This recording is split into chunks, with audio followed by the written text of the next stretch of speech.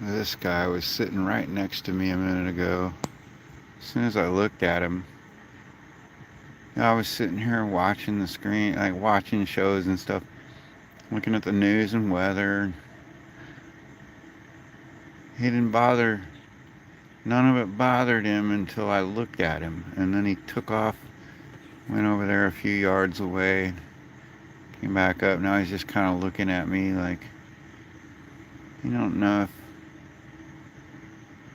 he should be afraid of me or not.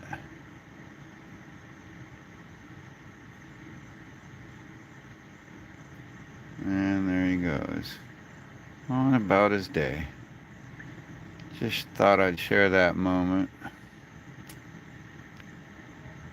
Little slider turtle, just checking me out. Just, I think, just to see that I'm not chasing him around the corner when he took off. I was just like, what? I think could be the same one I got on film last month. Anyway, that's all I had to say for now. Hey, Dice. Yeah, I'm just getting up and winding up for the day and saw this little slider turtle chilling over here. I think I startled him. He was right there.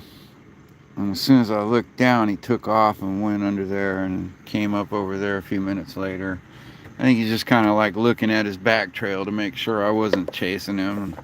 And then he's so surprised I wasn't chasing him. He kind of got curious. What is this guy doing here? This human.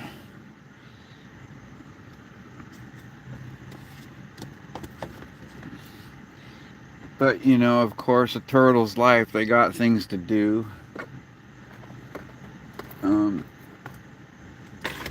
He can't just call his mom and ask to Venmo some money, so he can go to Walmart and grab some groceries. He's got to go out and get his breakfast one way or the other without his mama's help. So he's not going to stick around long chilling with me. You dreamed of me last night. Dang. I had no idea I was that powerful of an influence on anyone. I'm just flattered to think anyone thought of me.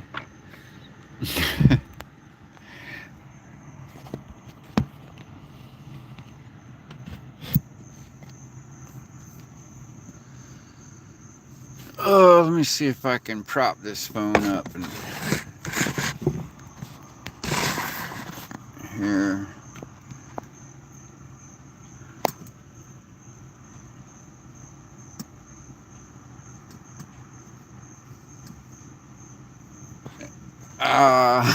You were living with me and I was yelling at you because you were doing stuff wrong all the time.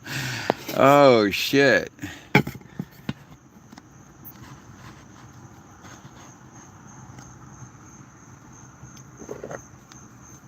That sounds bad. Dice, how old are you? Let's just get that. I know I've asked you a million times, but I forget, like, who's who in here. Aren't you like 23 or 28? Okay.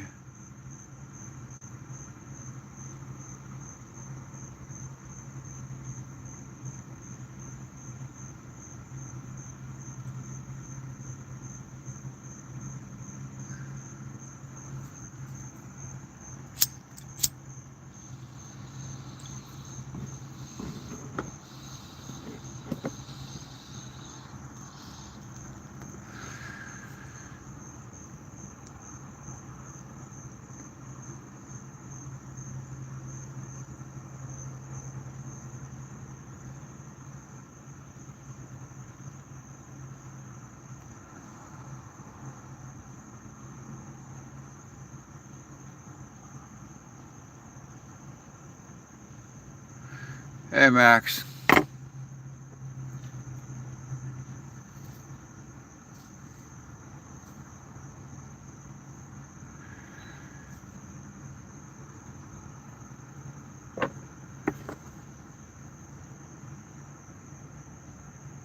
That might be, I don't know, man.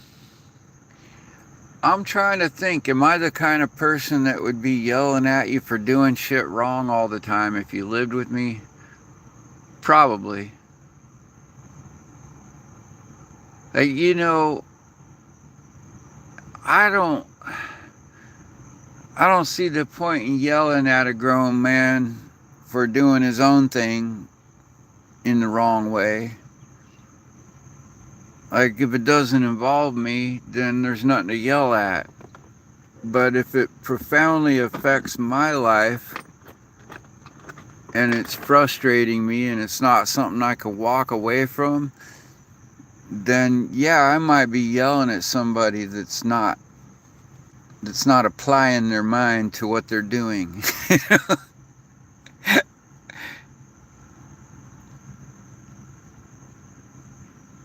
I'm just trying to think. If you were here, I can't imagine the situation where I'd be yelling unless it was like yelling at you to avoid getting eaten by an alligator or something. I don't know, man. But I can't imagine you living with me either, because you're a dude and this is a small boat, and like, see, it doesn't really work like that. See, someone could join me and hang out with me. They have to have their own vessel. And if we're yelling at each other, we probably just sail our own separate ways. So there's no really living with. It's just cruising, like you could partner up with.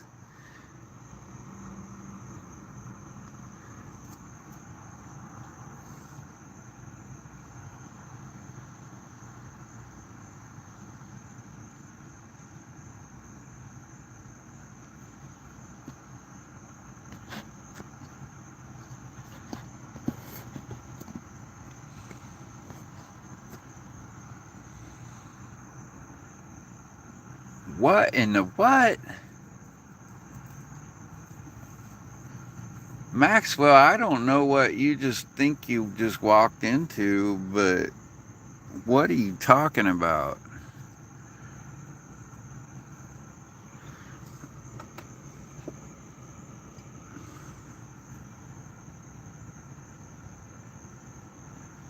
That last post sounded gay as fuck.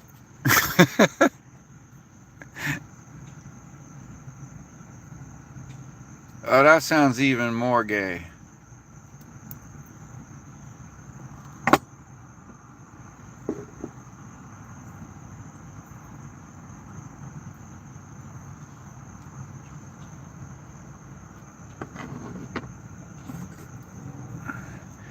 Yeah, no, I'm talking to Maxwell here. He's starting to sound gay as fuck. I mean, which I don't judge nobody for, but it's kind of odd because I always thought like this was a married dude with kids that.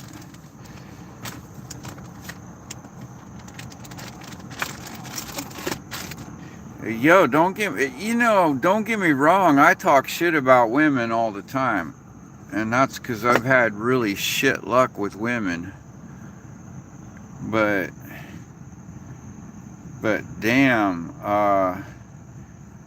the reason women bother me so much is because I like what they got between their legs. It's what's between their ears that I have problems with.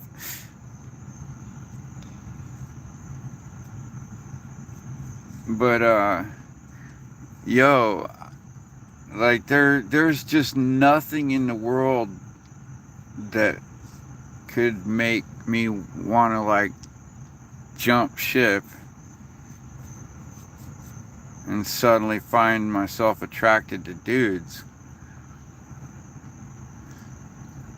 I mean, I've had enough woman troubles that I can understand why a lot of dudes turn to dudes, and like, but hell, I've been locked up a couple times. I was never locked up long enough to find men attractive. It's just like,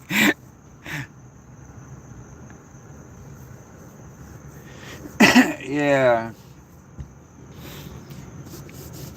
Yeah, but it's kind of weird as I'm like, I gotta watch how I talk smack about women because sometimes men get the wrong impression by that and start thinking like,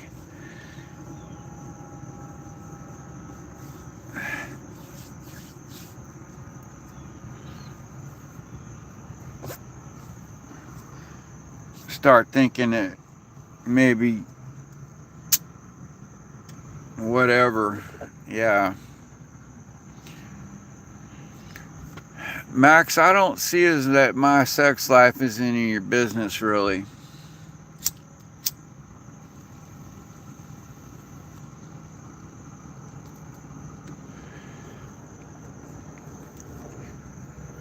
Anyway, Dice,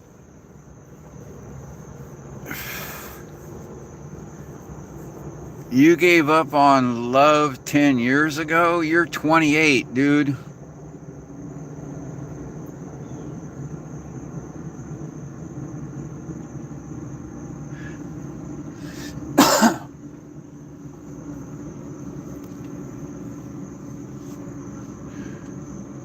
You tell me you gave up on love at the age of 18?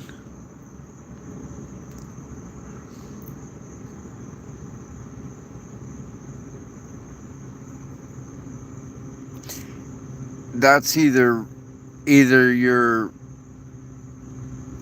like I could see that two ways. I could say you just gave up easy, or I could say, damn, that kid's smart. Like he's way ahead of his time.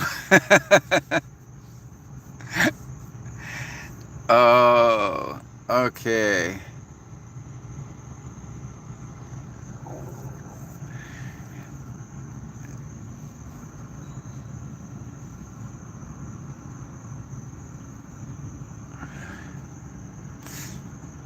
Oh, Dice. Oh, Dice. No, you are not thinking straight. You're avoiding love because you're afraid of rejection. Oh, no, no, no, no, no, no, no. Don't be afraid of rejection. Rejection's nothing. Be afraid of acceptance, because that's where you really get hurt. It's not in the rejection. It's when you finally get accepted and then realize you're getting accepted for something you never bought into, something you never dreamed something you never wanted. In fact, be the exact opposite of what you wanted. It'd be the exact antithesis of all your dreams.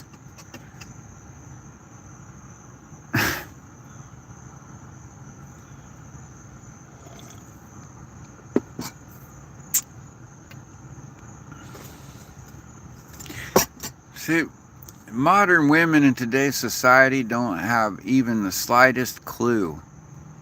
They don't even have the faintest clue about the asinine, insane, and just unreasonable expectations that they put men through, and the amount of trauma, the amount of risk men, like, all they think about is their risk. And sure, you know, they smile at the wrong guy and they get assaulted in the back corner somewhere, you know, because he took it wrong. Or they sleep with the wrong guy and he suddenly thinks he owns her. Or, you know, but sure, they have their risks, but they don't even understand the gauntlet that men run through and go through just to get a hello from a woman. They just don't even understand the amount of how the brutal world that men live in, and can't even get away with expressing. There's just absolutely no one standing up to protect a man from a brutality of a woman, but there are women everywhere brutalizing men and then screaming for help and yelling, "He hit me," when someone comes to help her, as if when he didn't. Like,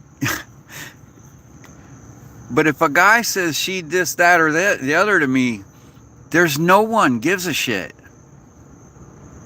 There's just nobody gives a shit. If she punched him in the face multiple times, kicked him in the nuts, took all his money, freaking cheated on him, no matter what she did to him, it's his fault. It's fucking insane, this world we live in. And women just don't seem to understand the risk. They want a man that's going to fight for her. So what they'll do is they'll put him in a position where he has to fight just to stay around her. And so what the guy gets is this woman that's constantly pitting him against bigger and tougher men to battle for her attention. And she thinks it's funny when the bigger bully beats up her boyfriend, and then she doesn't understand why she ends up with a guy that bullies her. It's crazy. It's fucking crazy, this world we live in. The men are expected to make the first move and initiate everything. And yet these women are just ruthless and cold-hearted and destructive towards the man.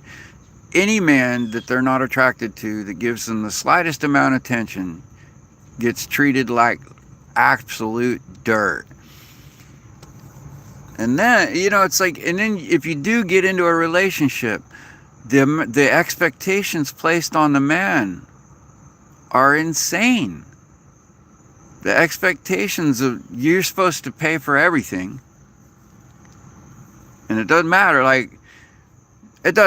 the fact that most people don't live in the corporate world, and in reality women get jobs much easier and make a lot more money than men, unless you're in the corporate world.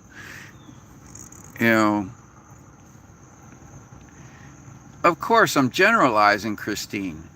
I'm not saying you're all like that. I'm saying that there's so many women out there like that men don't want to date anymore. We just don't want to even get involved with you women because it's just such a fucking gauntlet we got to run. And the risk is not worth the reward. Because what we end up with is where we pay all the bills, you use all our money, then treat us like a fucking ATM, take everything from us, and in the end what happens is if we cheat, we're treated like shit. But if you cheat, we're treated like it's our fault. We weren't good enough. We obviously weren't taking care of business. And the women walk away with the children, the house, the car. The man's first car that he bought with his hard-earned money before he met her, she gets his life savings, destroys his reputation, destroys his career, and isn't happy until he's homeless and a fraction of what he was before he met her. And dude, everywhere I go, I'm meeting women who got rich by marrying men and taking everything from them and divorcing them. And then they go off with the pool guy. And it's his fault. It's the husband's fault every time.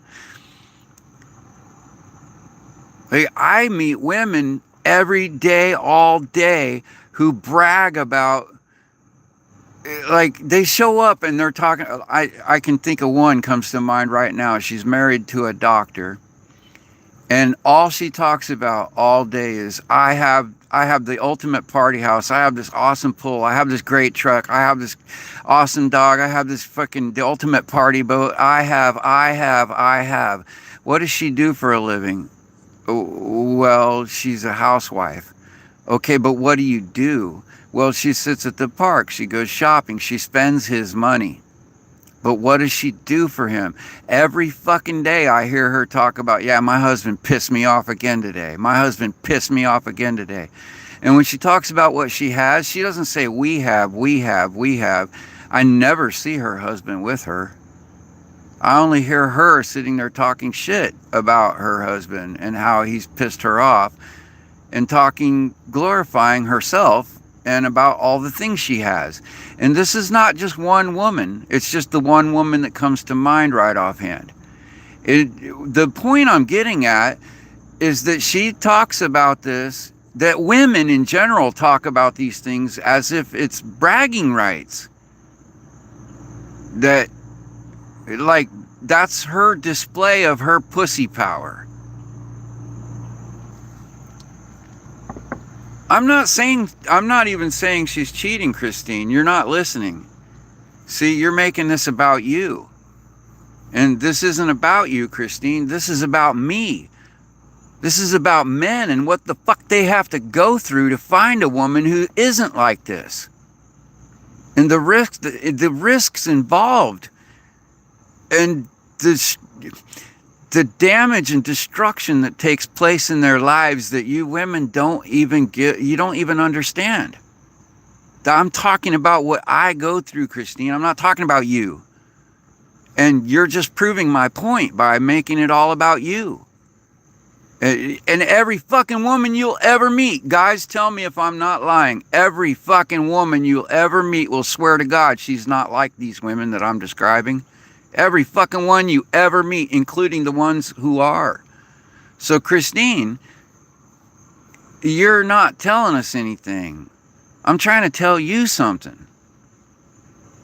And if you take it to heart and listen to what I'm trying to tell you, you might get a better man. Or like you might get better in your relationship with the man you have by understanding these things. Like, I'm trying to help you women understand men and why there's this epidemic of men not wanting to date women and they're just pulling out of the whole dating scene. It's an epidemic. And I'm telling you why. Because y'all women have not been recognizing the shit you're putting men through. Like, in this whole freaking endeavor for equality, we have not gotten equality. We've gone in the opposite direction.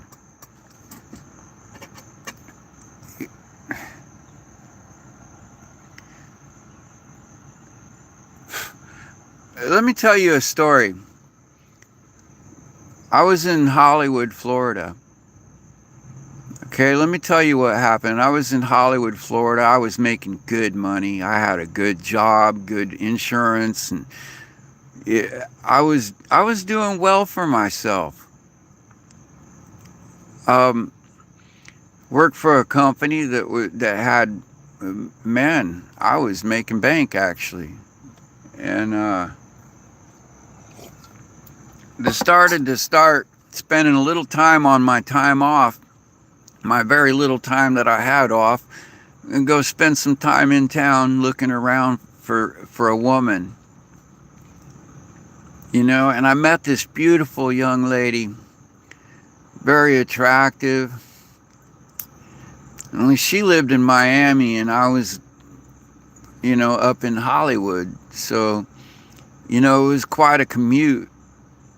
Like, I didn't really question what she was doing there. But, you know, I ran into her there. That's where I met her. And so she started commuting from Miami once in a while on my time off, come visit me and blah, blah, blah. And, you know, it got to be so much trouble that I says, well, you know, I started asking her about her living situation, how she was struggling with her roommates and this and that, and how she wasn't getting along. And I says, why don't you, you know, like, rather than moving, why don't you just stay in my place? You know? Like, because we've been dating for a while. She even took me to her church. Okay? So then, in fact, I got pictures of us at her church together that she insisted on taking. Okay, so she's putting off this image of this woman who's like marriage material, right? But I noticed that every time we went into town together, she'd put a big scarf on her head and some big glasses and never want to show her face. And I didn't really pay attention to it at first. But then one day at work, I showed her picture to somebody and he recognized her and said, oh yeah, she gives a great freaking... And I found out that this girl was a fucking hooker. This girl that was trying to freaking act like marriage material was a hooker. Okay? And so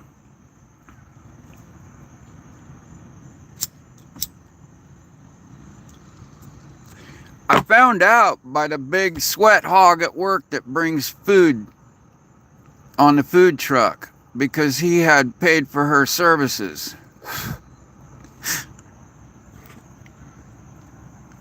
Okay, so, okay, that's a big dumb fucking mistake. No big deal though. It's what it is. She still hadn't moved in. So I'm gonna have to freaking break it to her somehow that this ain't working out.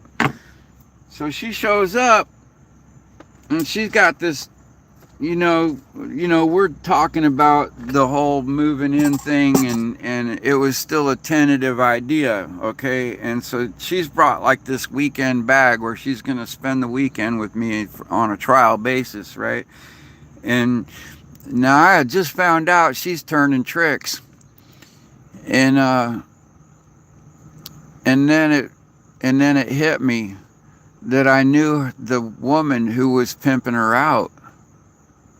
It was this lady friend of hers that, like, it just all hit me all at once. All the signs just kind of fell into play. All of a sudden everything made sense.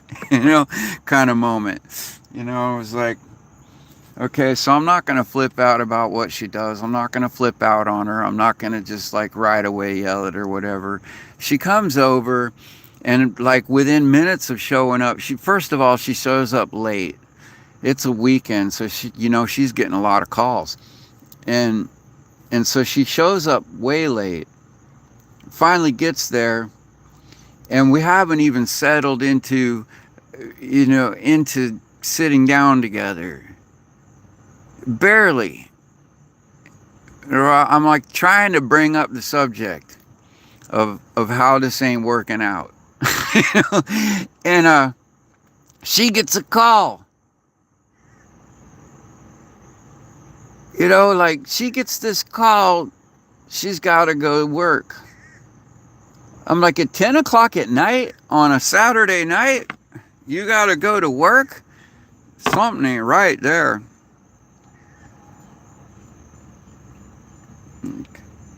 What the fuck you told me you do for a living again? You got an appointment for work at 10:30 at night? Okay. Yeah, right.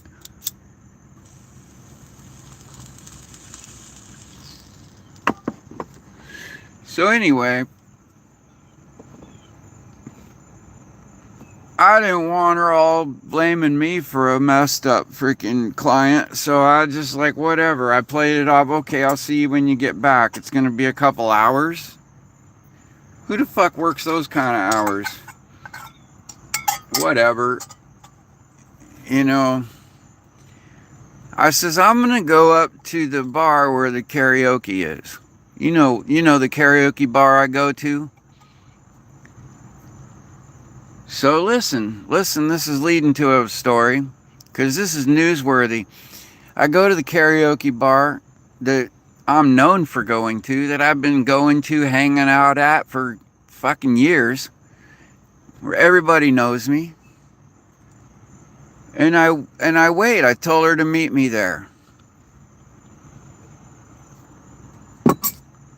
So she goes and does her freaking little professional hand job, makes her money, and comes back and sees me. And I see her peek in the window, and I'm in the bar. I'm dancing with some lady, I don't know who. Like, I'm just dancing. Not even like dirty dancing or anything like that. Just dancing. Now, this lady just got, my supposed girlfriend just got through freaking jerking a guy off for money.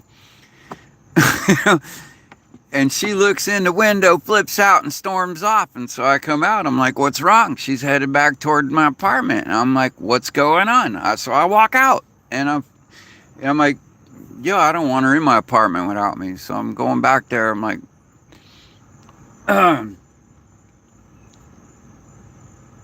you seem upset. She's like, oh, I thought we were going to meet. Where are you going? What's up?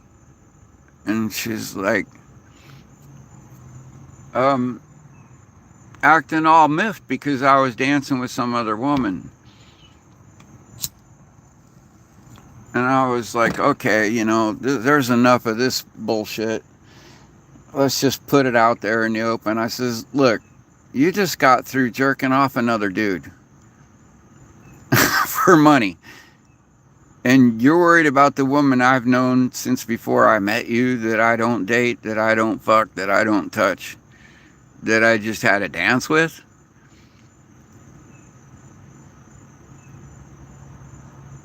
And yeah, right about then, I only lived a few blocks from the bar. This whole argument's happening in it, and we're getting to my apartment, and I'm opening the door, and I'm just telling her, listen, this obviously isn't working out between us. So you have to go. Like, not tonight. You don't have to go tonight, because I understand it's late, you know, and shit, but like, you and I ain't working out. It ain't happening. She flips out and starts clawing my face, punching at me and clawing at me. Now, there's an in-ground pool right by my door. I figured best way to stop her from fighting me was just to push her into it. Like, I didn't want to fight her. I had claw marks all over my face and arms from blocking her. In my throat, she broke my glasses and fucked me all up.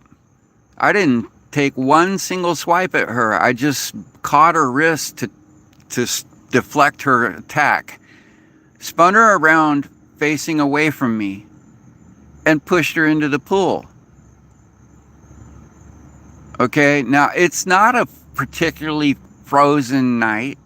It's Florida. It doesn't get below freeze. If you don't freeze, you don't die of hypothermia in the middle of town from falling in a pool. So that wasn't an issue.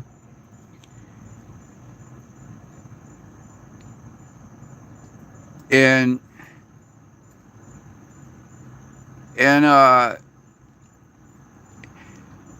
I just tossed her bags in with her. I was like, here, take your shit with you. And I locked my door with the deadbolt and walked back across. I started to back across the street. I'm like, I'm going back to the karaoke bar. And I hear her yelling for help. And I'm thinking, oh, fuck, wait a minute. I don't barely know this bitch. So I'm like, what if she can't swim? You know? And I run back. And I see she's latched around the ladder, and she's got a hold of it. Like, she's not slipping or struggling at all, but she's yelling for help. And this is where it gets fun.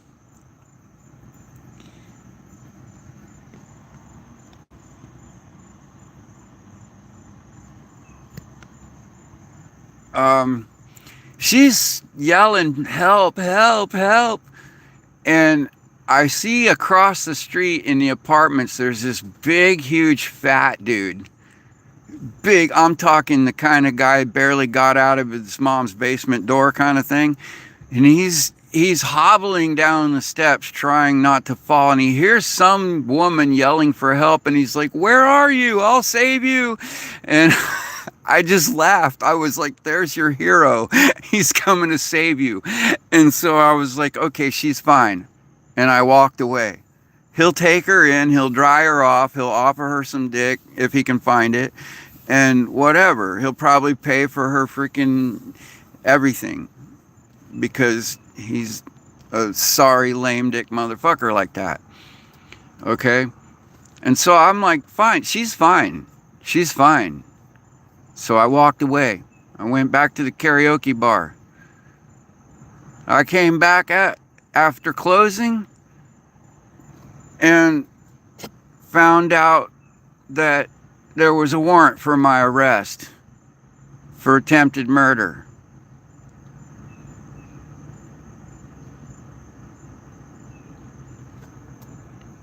Now, you tell me how eager I should be to go look for another freaking date.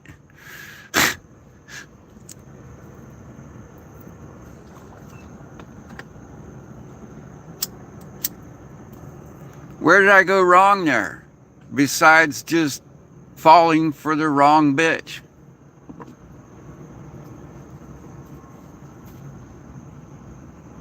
In what part of that did I commit some sin worthy of having a warrant for my arrest for 5.5 fucking years? My career ruined, my car impounded, all my tools fucking impounded, all my fucking, my computers, my everything I owned was impounded.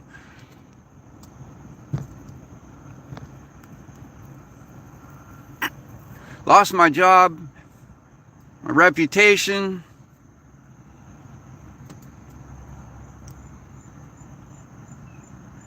So Christine, that's not the point. I know I'm a nice guy. I know I'm a good guy. I know she's a piece of shit. I know that. That's not the fucking problem.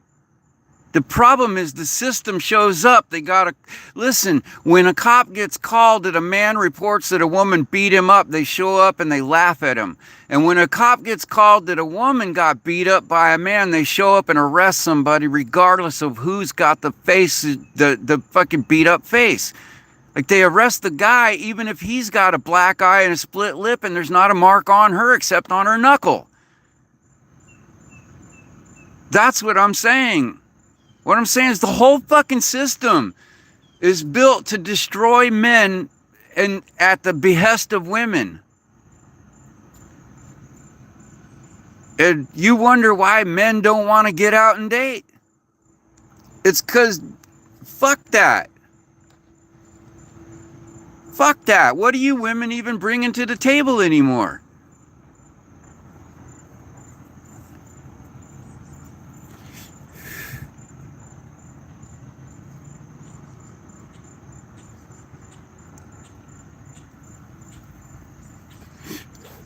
Yeah, Hollywood PD put out a fucking warrant for my arrest based on the fucking bullshit story of a fucking wet hooker.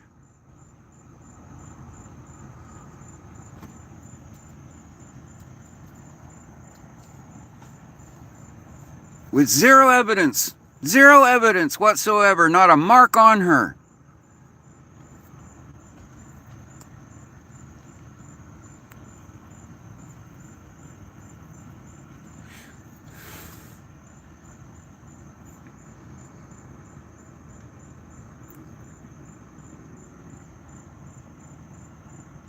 They didn't see my marks, Dice. They didn't come look for me. They just put a warrant out for me without any investigation. That's what I'm saying, Dice. I wasn't even there to investigate, and they put a warrant out for me. They didn't go look for me at the bar either. They didn't go to my friend's house looking for me. They didn't ask any questions. They just ordered my manager to seize all my stuff and lock it into storage, even though my rent was paid. Yeah, that's what Hollywood police, and to this day, that's still, that fucking warrant, I got arrested again, years later, when I was in Florida with my pregnant girlfriend, they arrested me on that. Took me to jail for 3 weeks, and then let me go because the state had no evidence. So twice my life was ruined over some shit I never did. And it's still on my record that I was arrested for that shit. And now when I walk into Hollywood, all the fucking, the goddamn, you know, the cameras are everywhere. And there's some alert that there's some violent dude walking around who might beat up some girl. Yeah, and you women wonder where the fuck the men are. The good men. The good men are on a canoe in the fucking swamp hiding from you fucking psychos. That's where they are.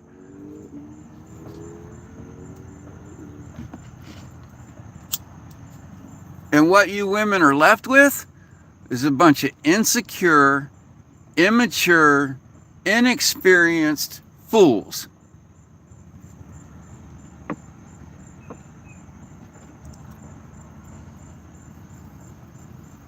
Because the smart, good men know better than to get involved.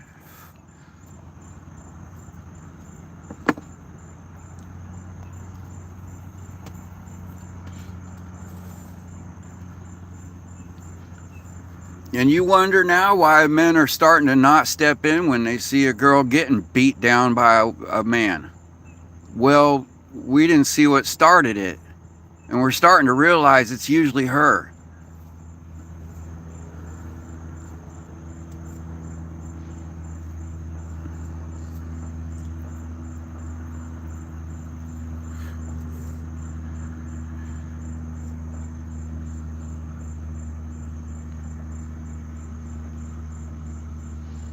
Yeah, how many times I stood up for one woman that was getting beat down once.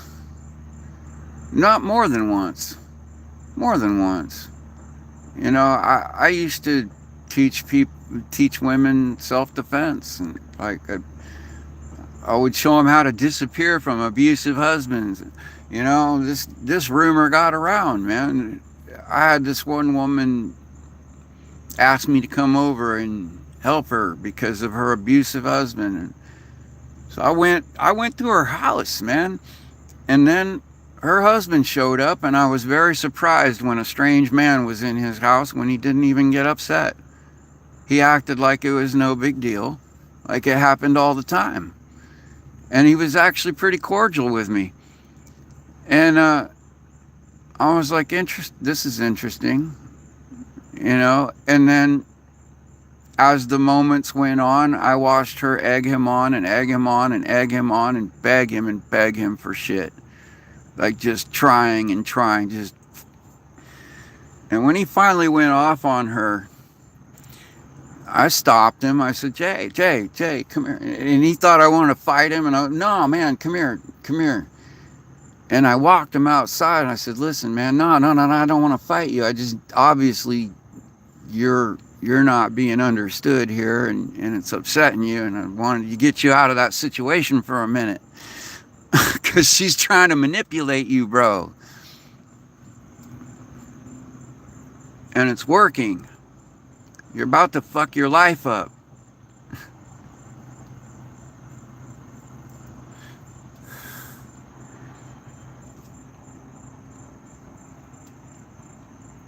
Guys, stop taking the bait, man. Stop letting these women use pussy power over you. Stop beating each other up for these hoes.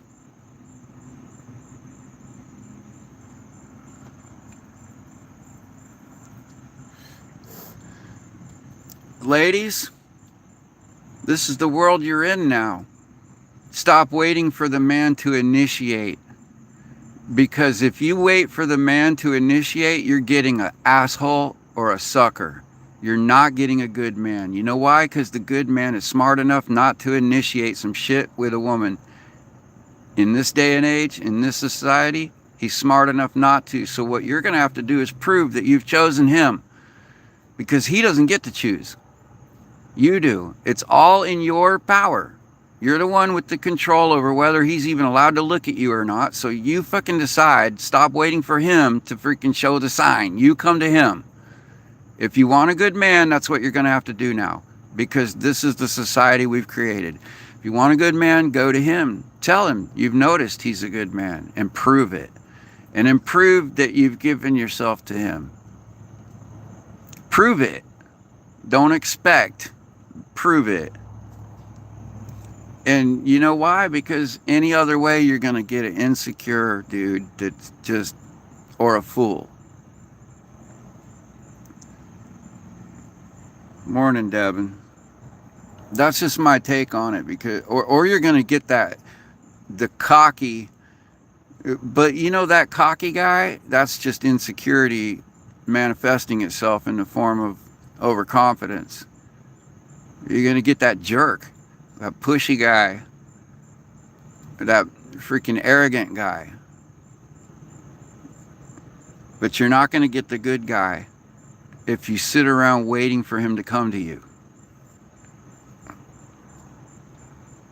telling you right now, you're going to have to go to them. You see a guy you think is good, go find out.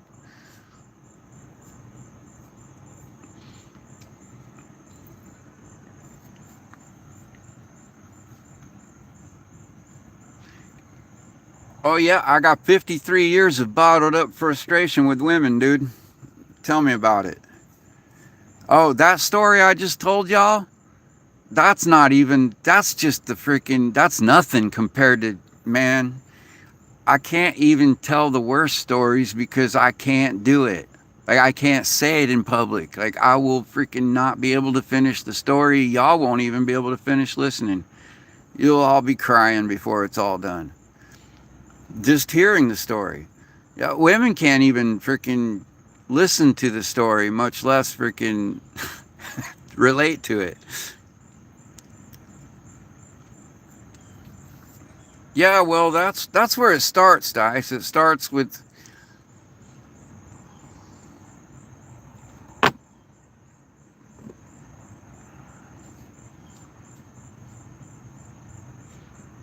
parents not teaching their kids how to freaking love themselves.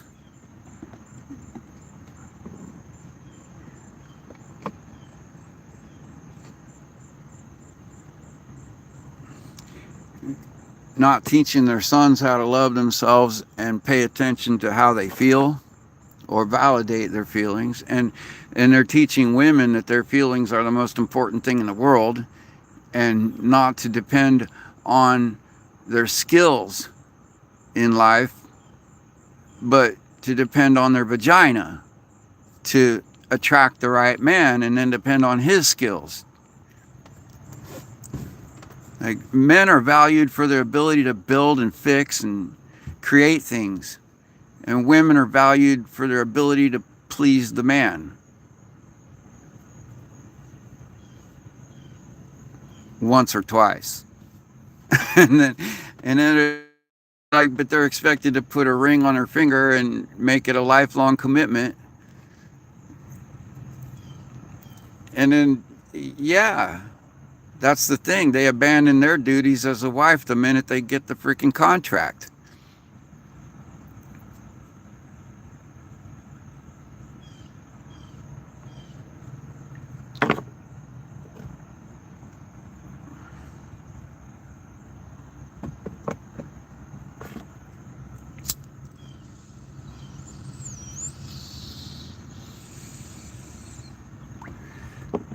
And so how does that make you feel, Dice? The one woman that you're supposed to trust more than any woman in the world is your mom. She's the one woman who's going to love you more than any woman in the world. And she raises you convincing you that you're, well, she doesn't raise you. So what does that tell you? It makes you feel like you're garbage.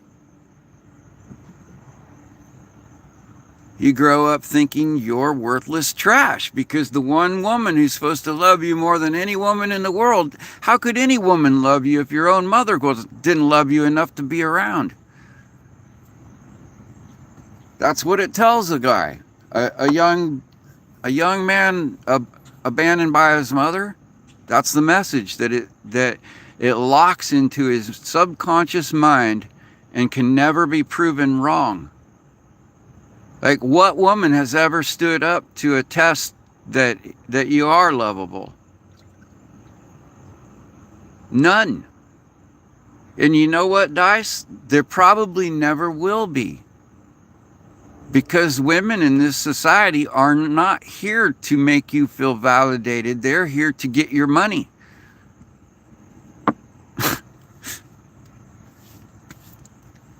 Now, how many parents have you known who have told their daughter to go after the guy with money, regardless of how he treats her?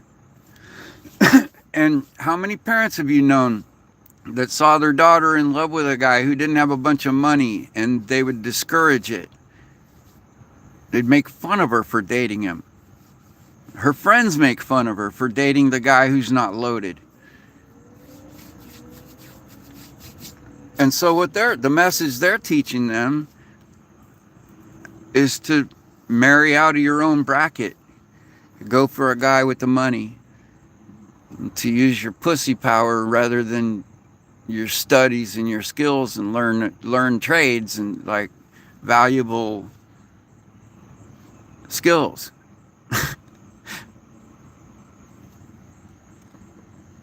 that's the subconscious message where that parents implanting in their kids' minds, and they don't. I don't know if they really realize it, but not all mothers are like that, of course. And you know what? A lot of that, there's another side to that too, man. Like Dice, your mom doesn't see it at all the way your subconscious mind is interpreting it. Like your mom felt like abandoning you was probably the best thing for you because she was overwhelmed and couldn't handle it.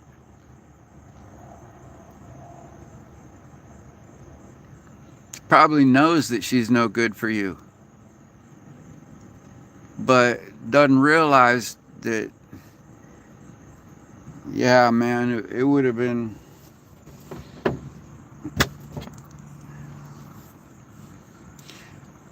Man, at some point you got to realize that, like, what your parents did to you is shit you got to freaking just accept and deal with it. It's their trauma. It's their issue, not yours. It's not you. It's not a reflection on you at all.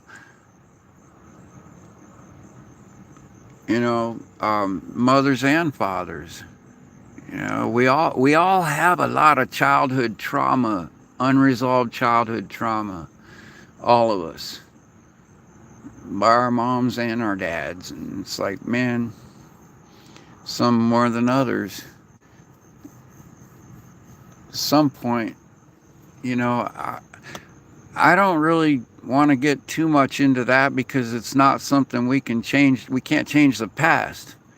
Okay, what I'm talking about is the society we've created, the conditions that exist in the dating scene right now. I'm talking about when a man walks into town looking in hopes of finding a mate. He has a gauntlet to run through and a massive amount of risk with very low chance of any reward. And when a woman walks into town looking for a mate, she has zero risk. Well, I can't say zero, but very little comparatively. And a massive chance of massive amounts of reward.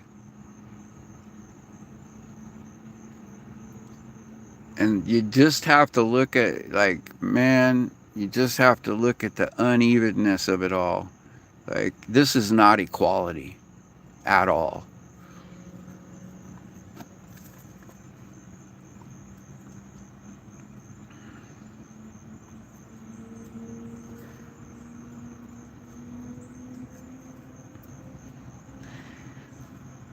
Dice, you're 28.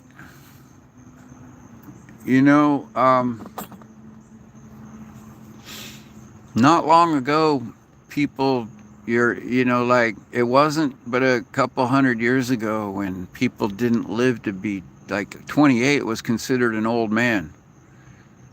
And there was very few people over 40. You met 50 and 60-year-olds, but they were considered ancient. Like, there were still people that lived to be 100, 120, but extremely rare.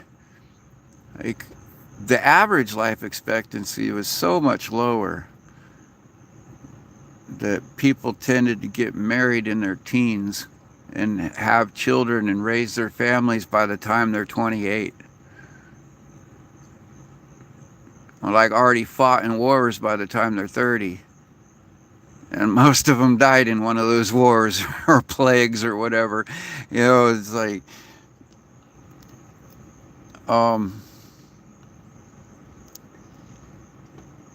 good or bad, it's the natural order of things. Like,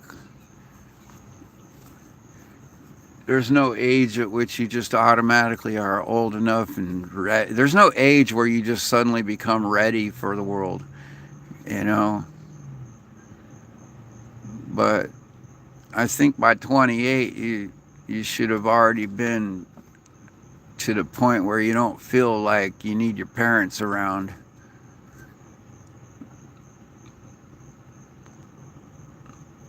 Not for your daily life, you know.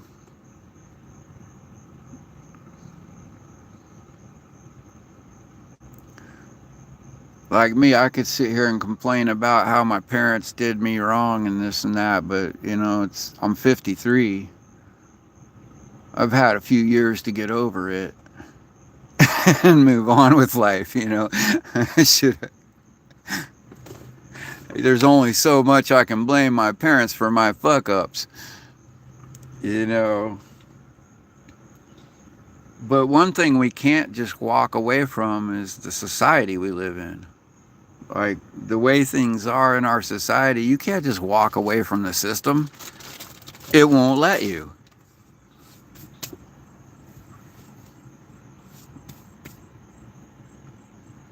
Like you have to apply for a passport.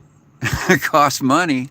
Whether you get it or not, you have to spend a bunch of money investing in the application of it, and then you got to find a means to get to another country. And then what other country are you going to go to that's going to give you more rights than the U.S.? If the U.S. ain't giving you your rights, then no one is. You know, like you're not going to go find a the U.S. is the only country that has the Bill of Rights. And it's really the only document of its kind that I know of. It's like the first and ever only time where the structure of the government was built on the idea that there's this whole set of documents specifically created just for the purpose of protecting the citizenry from the government. Like that's just the first time ever that a government was written based on here's these set of rules. Like here's the rules that create the government. And now here the first 10 amendments are made to protect you from that government.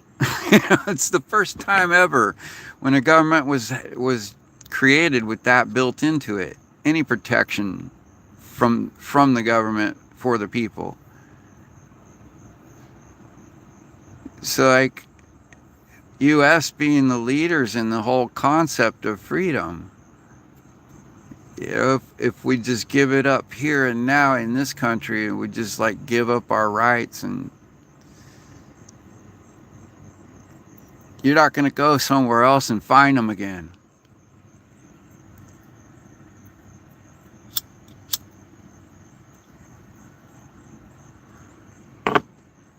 There's no Bill of Rights in the Congo. You know, like, where are you going to go? What jungle are you going to move into where fascism doesn't rear its ugly head into your life?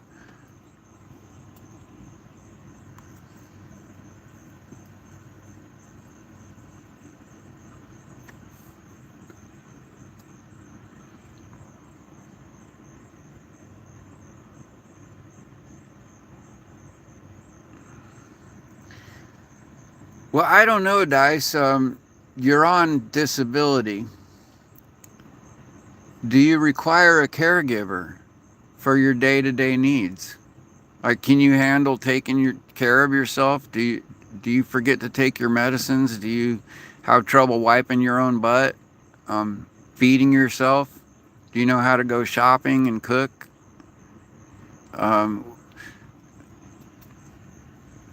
I mean, I guess you do struggle with a lot of that because you're telling me you're just learning how to cook fried eggs. So,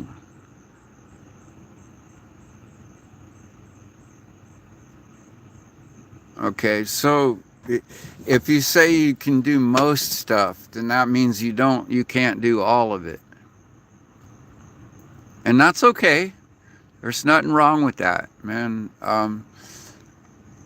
I have a brother that can't even walk or talk, and he's older than you.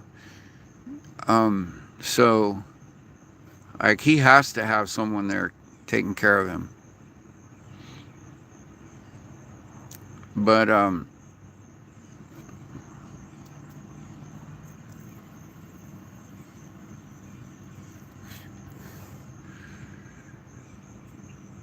you're not stuck any more than you believe you are. But you know what?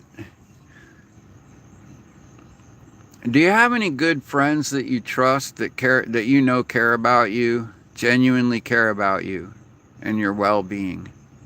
Like they're not just being nice, but they genuinely care about you and your well-being.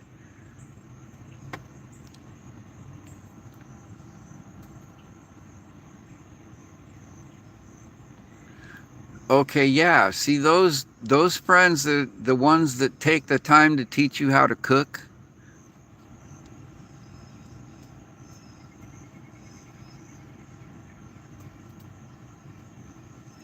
So what you want to look for is a friend that's closer, but a similar friend.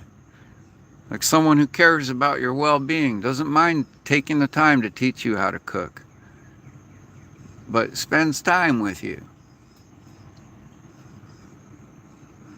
Okay? If you can find such a friend, and such a person is rare, um, you might work on some kind of trial basis where where you roommate with them for a while, and see how it works out.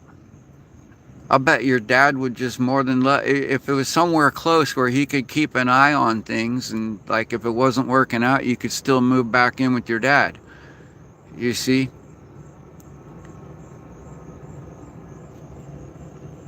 Like take baby steps. If you want to try something like that, look around for a friend close by that you could try that with. And then look, man, you have disability, so it means you don't have to necessarily work, which is actually a really good opportunity, because what if some good idea or opportunity comes to you and you can work on like building a business out of it with the help of the right friend? You could make a successful business, and then you could become rich just because of the fact that you don't have to work. It gives you time to do stuff, explore a venture, some type of venture but I'm not saying that's going to happen. I'm just saying, hey, you could look at it like a blessing or a curse.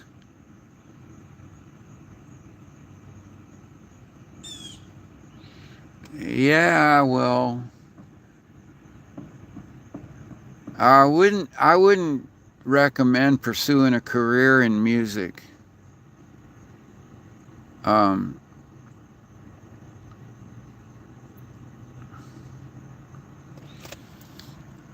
Look, there's too many. Look, I'd recommend learning to play music, but don't pursue a career in it, because A, the industry is corrupt and it's ran by child traffickers.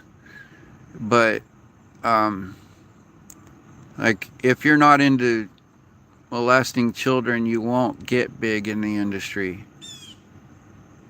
because that's the nature of the industry. Hollywood, music, performing, TV, politics, they're all corrupt, and they don't get big if they don't do something evil. But yeah, no, I'm not talking, that's fine. If you want to pursue music, that's great, but consider it a hobby, man. I'm talking about a career. Not necessarily even a career. I'm talking about an opportunity to bring in money. Okay, it doesn't have to be a career. Life happens really weird like that. Like you get these opportunities, and if you're working a job, you can't pursue them because you're too busy going to work. Okay, but when you're on SSDI, you can try stuff, and it's no big deal if it fails. Like if you spend some time on some kind of capital venture, trying to build a business, and it fails, it's not a big deal.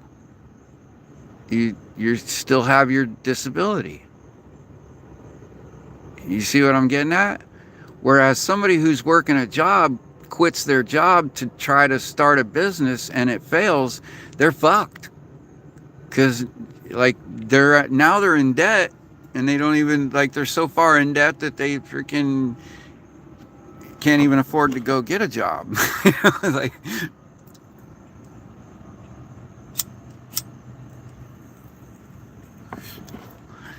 well, Dice, what I'm telling you is it's a good thing that those jobs you've applied for haven't got back to you, because that would have been a big waste of your time. Okay? See, there's a way to find something you enjoy doing and turning it into an income. But slowly, over time, you can build passive income. Like these kind of ventures, okay, I'll give you an example. One of the things I love doing most is piloting a boat. Okay? And I've done it so much over the years, I got really good at it. And then one day I found out that if I find the right company renting boats out and they trust me enough with their customers and their boats, I can make a lot of money just flying boats.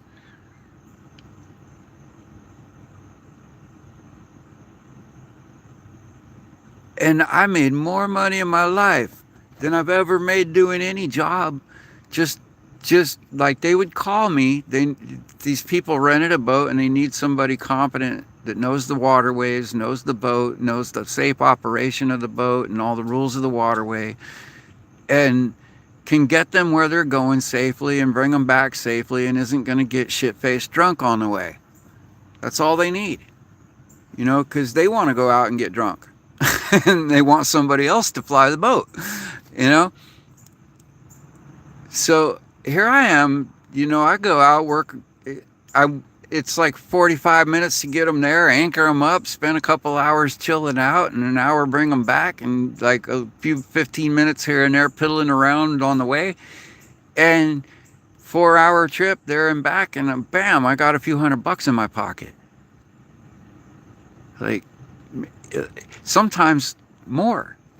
Sometimes I'd get like $300-400 in 4 hours with tips. And then I'd take an hour lunch and go out and do it again. So in an 8-hour day, I could come back sometimes $600-700 in an 8-hour day. Now think about it. Where are you going to make that? You're not going to make that kind of money working at McDonald's.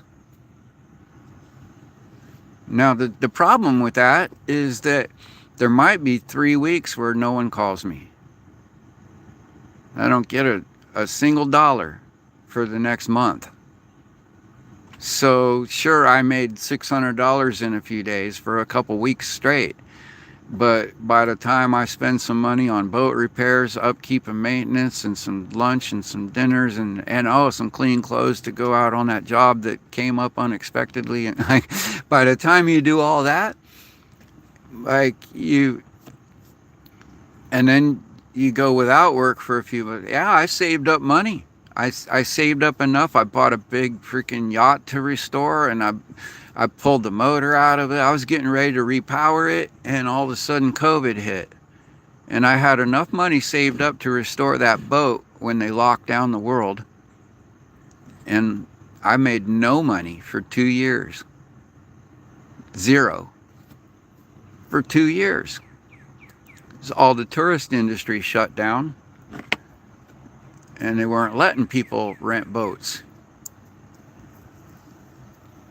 So all the money I had saved up to restore that yacht went into supporting myself for the next 2 years, where I got none of that stimulus money, not a single dime. And ended up having to sell the boat and leave in a canoe. Like, I literally sailed away with nothing but what I could fit in the canoe, and lost everything else that I had worked for decades. You know, but that's life.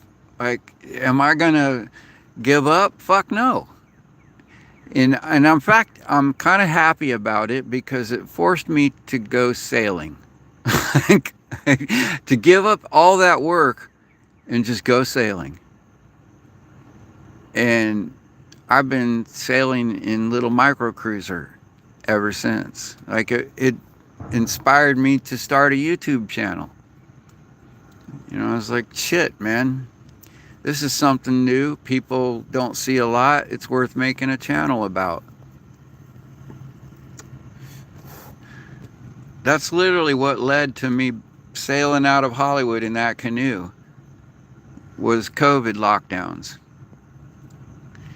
But I'm not gonna get down about it. What I'm gonna do is get excited about knowing that's how life is there, like 6 years of, like, I spent years helping the store rebuild their docks and fix their storefront and like repair shit for them for little odd jobs, just a few bucks here and there. Store credit, you know, because that's the neighborhood store near me that I go to. They let me use their dock to dock up and go to shore, you know, because I built their dock. You know? And so when they were struggling and worrying about how to pay the rent, I gave them the idea to bring in a pontoon rental company and use their dock as the loading for their customers and rent it out and make their money to pay their rent, so that the store didn't go out of business. And they took my idea and went with it. And so next thing I know, the store who rented their dock out to this boat rental company, well, the boat rental company needed captains to pilot their boats. Well, guess what? You know, I'm a local captain. And so, bam, it took me 6 years to get in with them. And it took about 2 years of them struggling and going through all these captains that kept getting drunk and fucking up and all this shit, you know, or wouldn't show up on time, you know, whatever. And here I was, I'm 5 minutes away from the dock.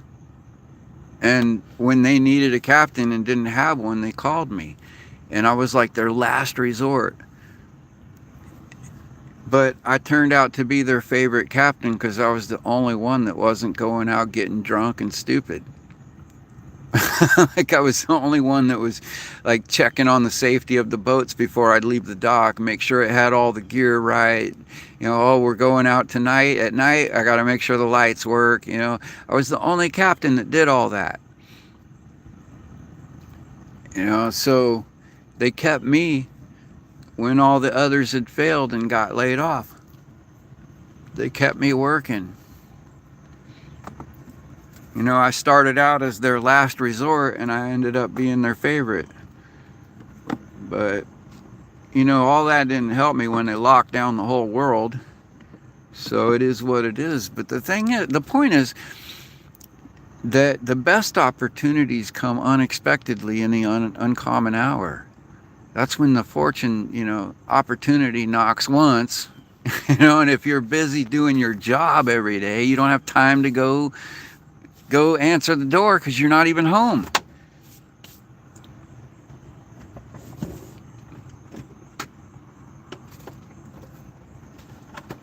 Yeah, don't be depressed about it. Think of it like this, man. There's people making money for playing video games. You know, and it's really just because they met the right person at the right time, and that person needed a tester, and you know, it's like, bam, here, I make video games, I need a tester. You know, how are you going to find a job like that? Well, you just get lucky. Not going to find it when you're working at McDonald's.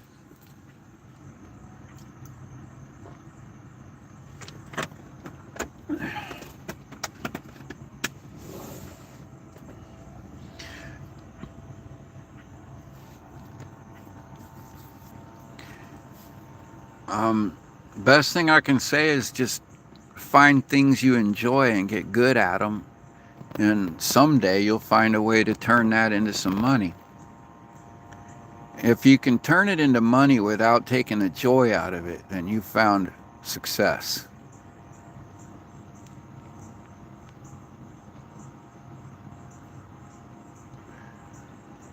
Yeah, I'm getting about too fed up to deal with Karens myself. I don't do good with customer service. I don't do good with people in public. You know, even flying those boats, that was the worst part of the job, was the people that would rent the boats, the customers. And like, they would get so stupid sometimes. It's just like, well,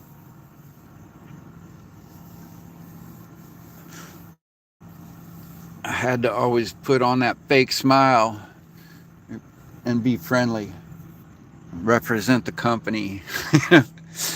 But I'll tell you what, it's a lot easier to do when you know that you're getting paid well. Like, it's a lot easier to bite your tongue when you leave the dock. Like, just getting on the boat puts $150 in your pocket. You know, like, and then some tips might get you another 150. You know, when you're thinking like that, it's not like waiting tables where they may or may not put a $20, $40 tip on the table.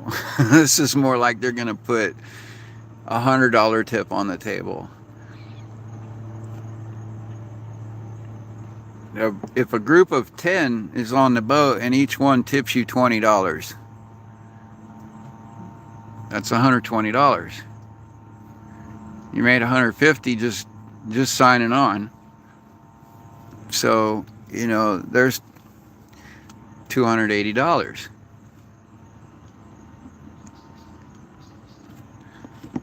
So what if you have to stop by the store real quick and buy a linen outfit that cost you $80? You still made $200 in 4 hours.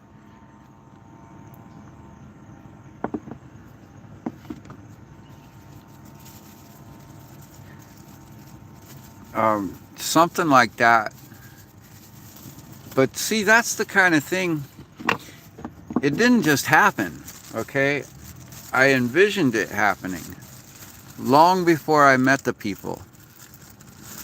I pictured it in my mind and I spoke it out to the universe. And then I spoke it to the right people at the right moment, in the right time, after doing all the work of making the friendships, making those relationships and building the trust from those people. And then what I saw happening probably didn't happen till 6 years later. It was about 6 years before I actually was doing what I had envisioned.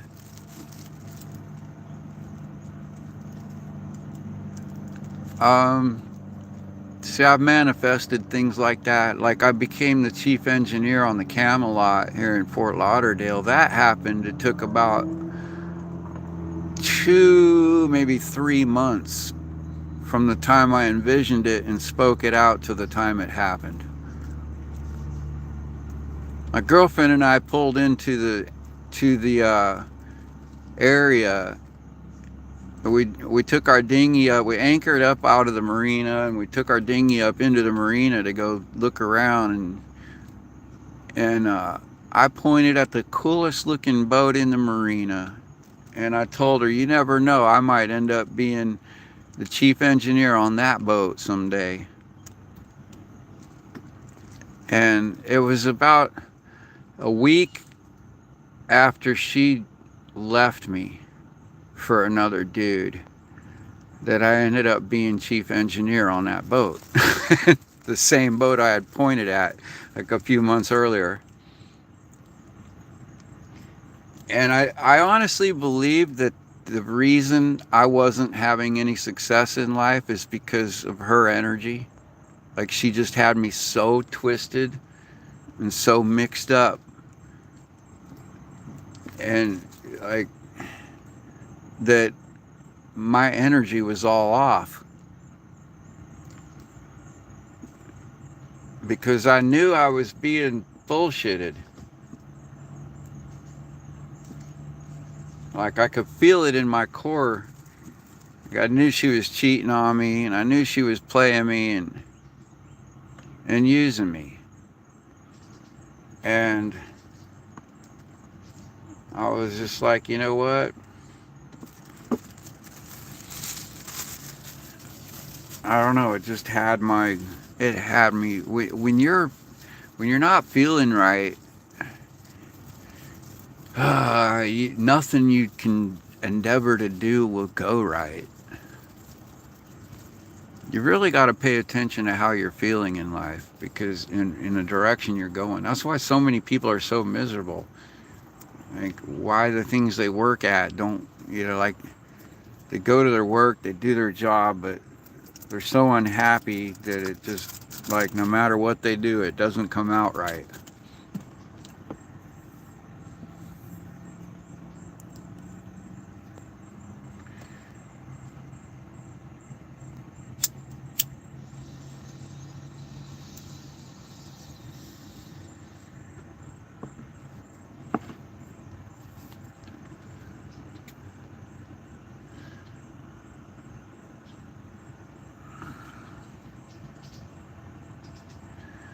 Best place in America for a tourist to visit. Wow. You can't. You got to narrow it down, man. America's a big place. Like, you got to tell me what the tourist wants to see. Like, I don't know. What do you want to see? You want to see rows and rows of houses, multi-million dollar mansions? Or do you want to see nature? Do you want to see desert? Do you want to see forest? Do you want to see snow caps or swamps? Or, like, what? Geysers? There's so much to see in America that to say what's the best place is kind of like it,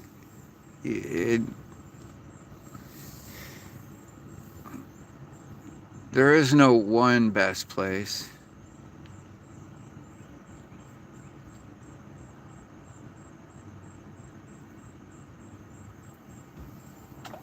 Midwest strippers.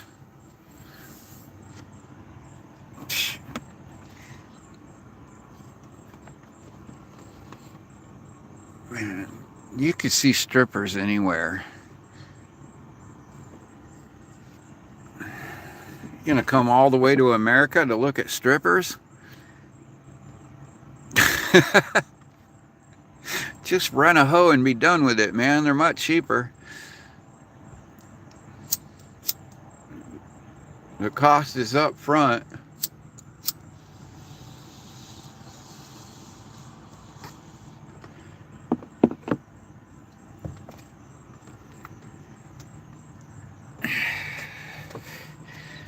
I lived with a couple East Coast strippers.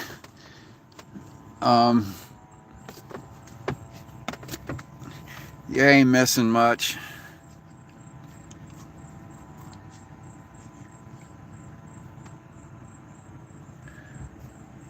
The least chances of getting shot?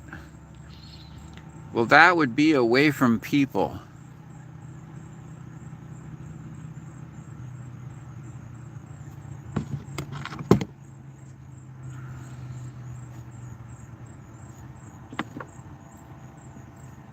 The least chances of getting shot is in nature. Um,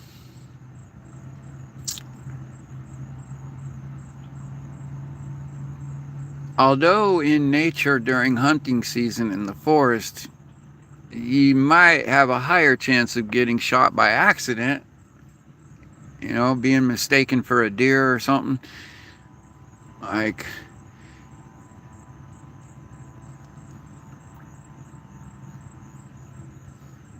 yeah, I've been in some hunt camps. If you're like here in Florida, say you're in the middle of Ocala forest during hunting season, you better find out where they're camped out and go camp near there and get to know the hunters around, because you don't want to be just some random person wandering around in the bush And you want a reflective vest. Like, yeah, just don't be wandering in random places where they're out shooting, you know. But yeah, like open deserts and stuff, that's not really a big problem because they can see you from 2 miles away and tell that you're not a deer. You know, it's like you're not going to get accidentally shot in the middle of the open desert, you know, or a sparse forest. But if you're in a dense forest, thick underbrush, and you're just rustling around in the leaves and shit during hunting season, yeah, there's been people known to get accidentally shot, mistaken for a deer. But there's no excuse for that. You should never take a shot at something you can't clearly see what it is. But there's people out there that do it.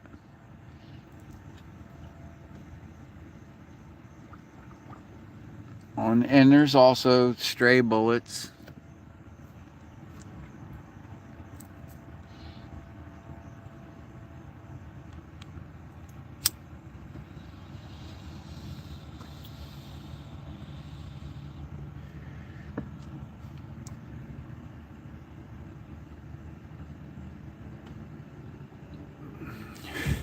Florida or LA. LA is one of the freaking, man, LA is a good place to get shot. You're highly probable. That's like saying go to Chicago. Like, no. And Florida's a big place too. Like, you can't just say Florida, because, like, go to Florida, Miami. Yeah, you can get shot pretty easy in Miami. Just have the wrong misunderstanding with the wrong idiot. But, you know, like, go to the other side of the state. I find, here's the thing I see about Florida. On the East Coast, the water tends to be cleaner, but also the people tend to be kind of assholes. And everybody's fucking everyone over. And then you go to the West Coast, and it's this little more like a, I don't know. There's still assholes on the West Coast, but they're just not, it's just not as, like, the people tend to be more friendly. The locals and stuff, it tends to be more of a friendly atmosphere, more welcoming atmosphere. Like, you don't have to be as rich to fit in. Like, they're still rich people, but they're, you know, I don't know. They're not ashamed necessarily to hang out with someone that's not so rich. It's hard to explain, but it's a whole different atmosphere. It's not as fast paced on the West Coast as it is on the East Coast of Florida. And then the further south you go, it's, man, it gets dirtier and dirtier, more and more corrupt. On the Southeast Coast is just filth and corruption when it comes as far as people, like their souls, man. But they're loaded with money. Like, if you come to Florida and you want to start a business and make a lot of money, you need to go to Southeast Florida and learn to keep your head down and dodge bullets. But if you go, like, say you go to the swamps, you know, you're just going to eat some gumbo, like you might, you know, like, you know, learn about alligators. And, like, there's some pretty friendly people. Canoeing down the river. You know, I once took a girl, me and her got in a canoe and spent like 8 days on the river just canoeing. And we met all kinds of cool people along the riverways, all along the, man, you know, we meet a family that sees us there. We stopped on the shore to take a break, and we didn't even know we were on someone's property. And then a couple came down out of the woods and was like, "Hey, what are you guys doing?" And, "Oh, we're just taking a break from paddling," you know. Like, they found out we were cruising the waterway like we were in a canoe, and they just thought it was so cool that they insisted we come, and they had this little honeymoon cabin by the river that was separate from the house. It was a little wood stove in it, and just all the amenities of a little mini cabin. And they just insisted we stayed the night there. And normally I'd say don't do that. That's kind of creepy. You never know. You might not survive till morning, kind of thing. But it wasn't. It wasn't at all like that. They just were like wanted us to have our little honeymoon in their cabin because that was their special spot, and they just wanted to share it with us. Just thought it was cool. What the fuck is gumbo? Oh, oh, that's hard to describe. What is gumbo? Good question. Like generally it starts with some crawfish, but it might have anything from shrimp and rice and crawfish and in Polska kielbasa. Who knows, man? It's a bunch of different stuff mixed together. Um, it's southern. It's southern cooking. It's southern swamp cooking. Like anywhere from Louisiana to the swamps of Florida, they have different recipes for gumbo.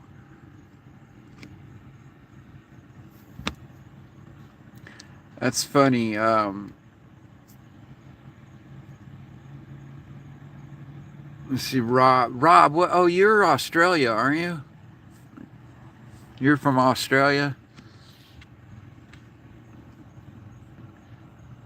Yeah, you won't know what gumbo is until you try it.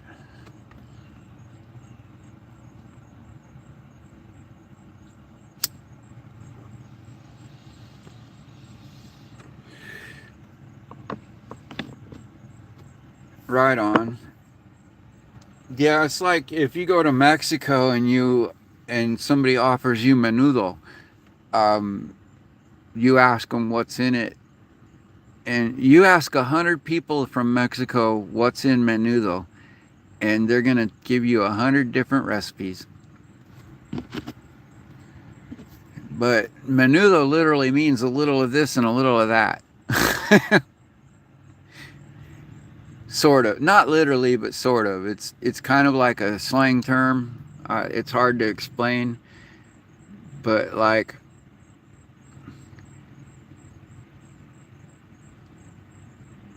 um, a menudo means once in a while or from time to time. But there's a band called Menudo, which is like sort of like the Motley Crew. Like Motley means a little patchwork of mismatched pieces put together. You know, um, it's hard to describe, but it's kind of like that. Gumbo is a Cajun term for a little of this and a little of that. Like, don't ask what's in it, just put some on your gums and and you'll know. Good stuff.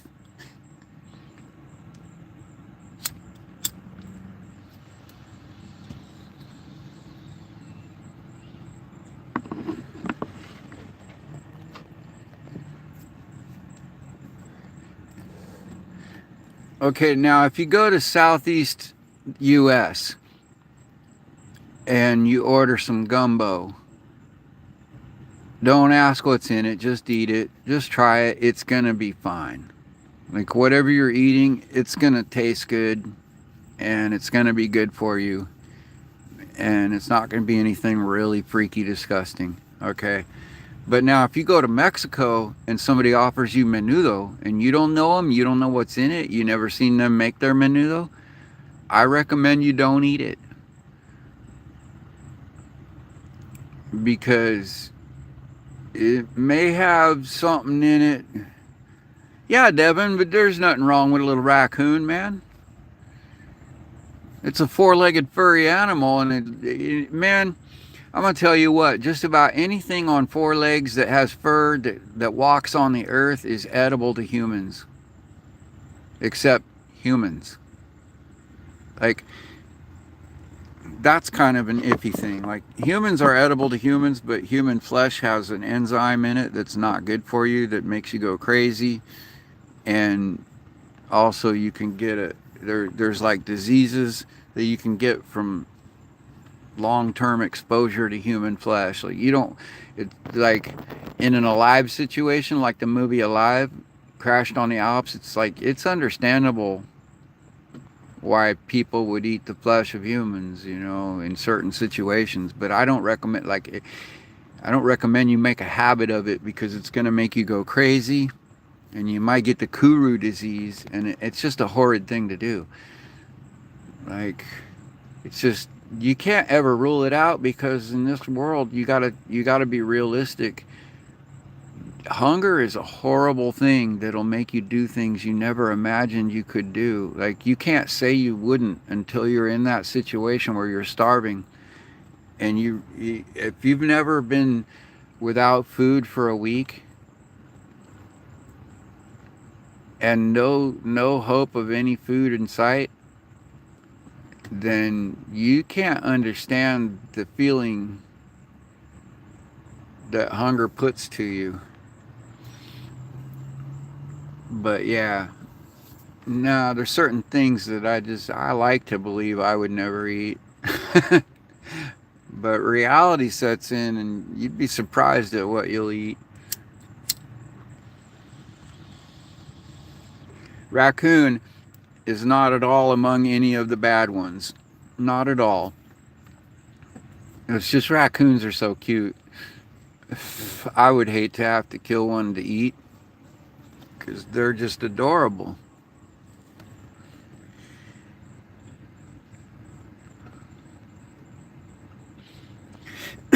Yeah, most of the time you order gumbo, it's going to have some like sliced polska kielbasa or Italian sausage or something, slices mixed in with some rice and some seasonings and some crawfish and shrimp and maybe some scallops, or, you know, and it's going to be a mixture of seafood, but not necessarily. It's going to have maybe some land meat in it too. Mostly, you know, it might have some beans and rice. Red beans and rice is pretty common, like the base ingredient.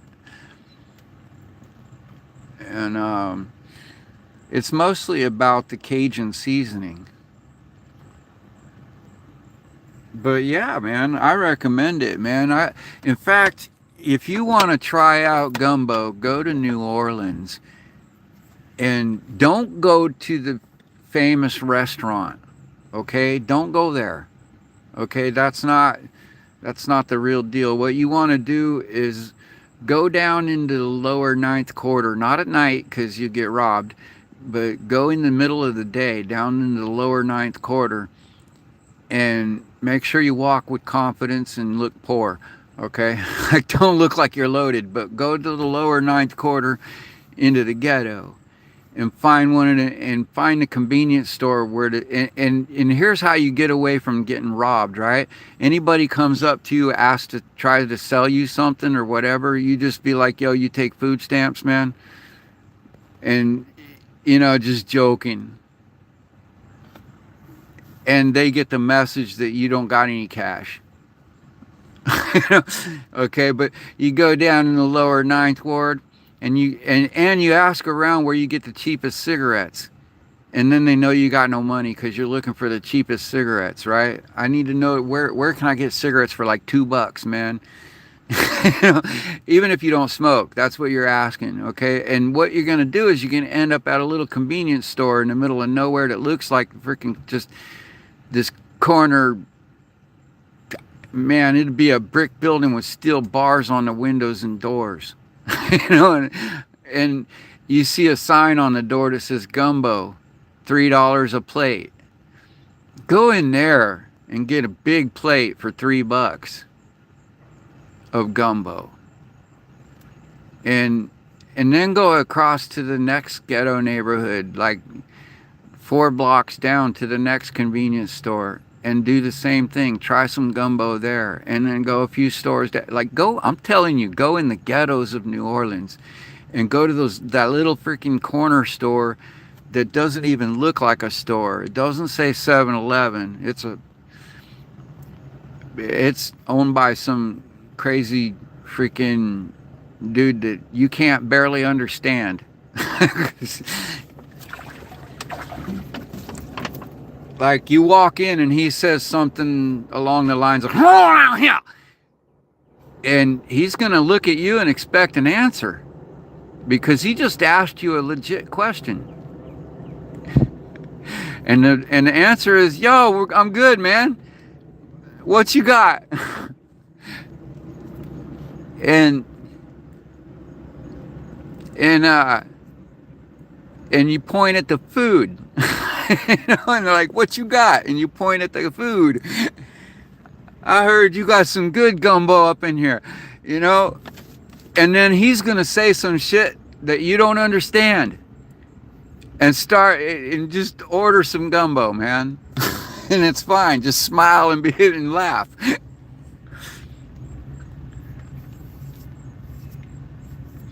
Nah, Rob, nah, that's LA. Colors, not New Orleans. New Orleans, nah, it ain't colors, nah. New Orleans ain't like that. In fact, if you ever want to go anywhere where racism isn't really a thing between black and whites in America, that's New Orleans. Believe it or not, of all places you want to see the lack of racism, go there between black and white. And I'll tell you why. Because in New Orleans, half the black people I met have a white or black mom or dad or uncle or brother, or like there's somebody in the family that's a different race, drastically different color. Like right in the immediate family. And every time, I'm telling you, in New Orleans, every time I was sitting around a group of friends just chilling, and I might be the only white guy there, or maybe one or two white guys and 5, 6, 8 black guys, you know, and some black guys acting like an asshole, and some white guys calling him out on it, and he starts flashing the freaking race card. There would be, for one guy that jumps up and pulls the race card, there'd be 4 black guys that just tell him, shut the fuck up, sit down and shut up. It's not because you're black, it's because you're being a dick. You know, and it's like, and they'll put him in his place, and they won't let it be a black and white thing. Okay? And why? Because there's so many families for so many generations been intermixing in New Orleans that they're just not seeing it. Like, they get right to who's really being a dick. You know, as long as you're cool and you ain't racist, like, ain't nobody starting no stupid shit with you there about that. Like, I'm not going to say they won't rob you, but it won't be because you're black or white. It's because you're not watching your back pocket. You know, it's because you got your money in the wrong pocket. You know, you're like, you walk by the wrong people. You just went by the pickpockets and weren't watching your shit. And they didn't care what color you are. All they cared about was you weren't paying attention.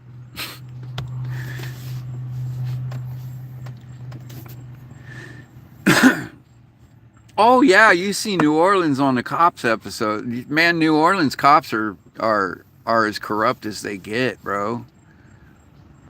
Why do you think there's so many pickpockets in New Orleans?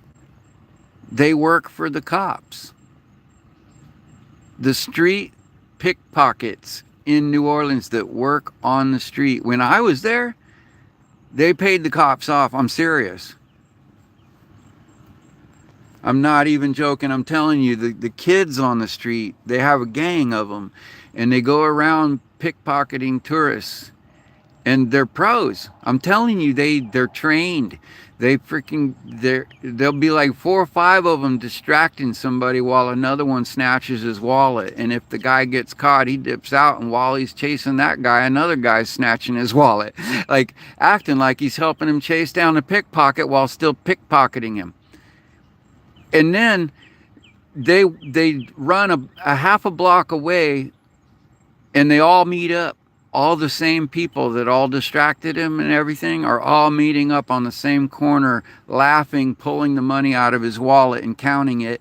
And then all of a sudden the cop gets, like, the dude sees him, he sees the cop, he points him out to the cop, and he tells him, they just got my wallet, and the cop goes after him, right? I saw this happen in New Orleans.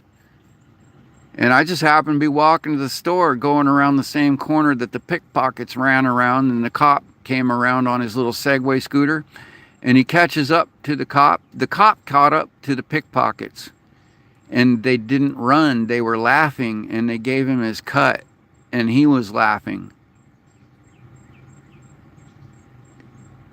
And I just looked the other way and kept walking. But they straight up they didn't even discuss it. This is how I know it happens commonplace, because they didn't even discuss it. The cop came around the corner. As soon as he got out of sight of the tourist that just got robbed, he was laughing. And the kids saw the cop. They looked behind them, saw him, and they weren't running. They stopped running and turned around and counted out his cut and handed it to him, and then turned around and walked away without any discussion.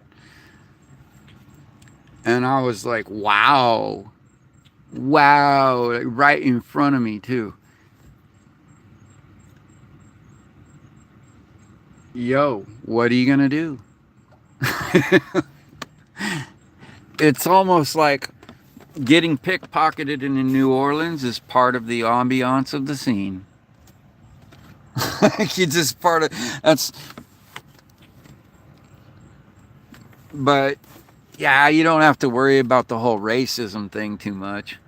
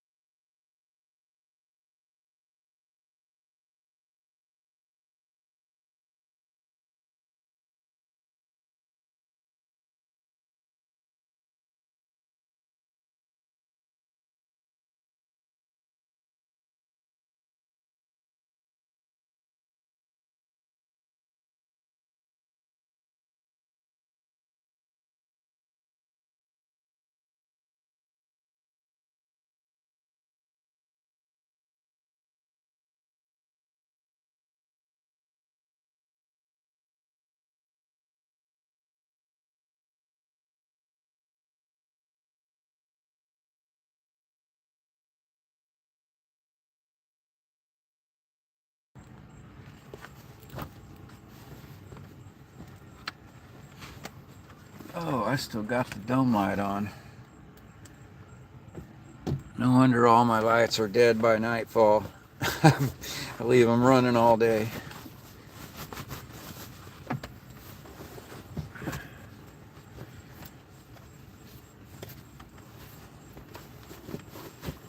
Well, before I get started on any projects today, all my batteries are dead for the power drill and the saw. But I still got the 12-volt drill. Is just, I don't have the jumper cord long enough to use it out there on the canoe and in the front of the boat. So I'm going to do some other chores today. I may actually run that cord. I might put an extension on that cord and get it to reach up to the bow so I can do the prep work for the next fiberglass patch. But before I get all that into that, I need to go into town and get some supplies. Let me think. I need to get smokes and grub.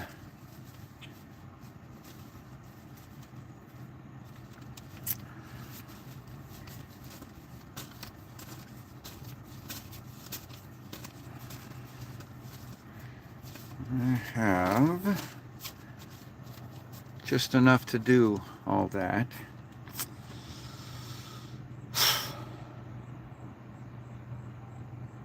Oh, I need to get coffee. Man. I need to make myself a list before I go into town, or I'll forget half the shit I went to town for and come back empty-handed and on the wrong shit and no money. Let me see. I got half a gallon of water, so I probably ought to get a couple jugs of wash water at least.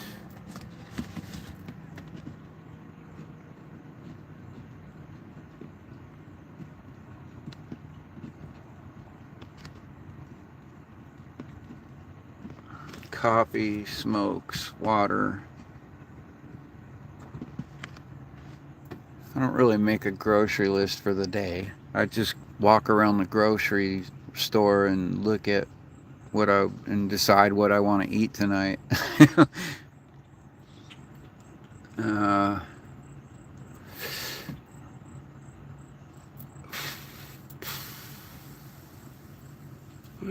I should get some more instant breakfast.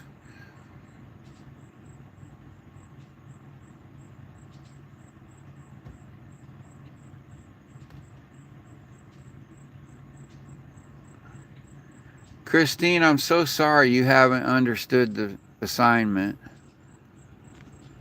You didn't apparently hear it's not just one. That's just the one I told you about, and that's not even close to the worst one. I've had worse.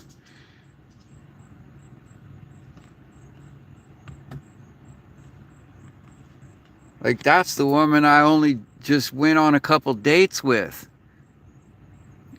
Like, man, I can't even bring myself to tell you the story of the one I tried to have a child with.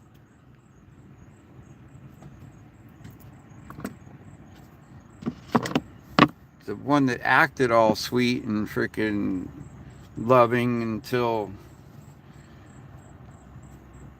Yeah, no, I'm not going to get into that story today. You want to hear bitter?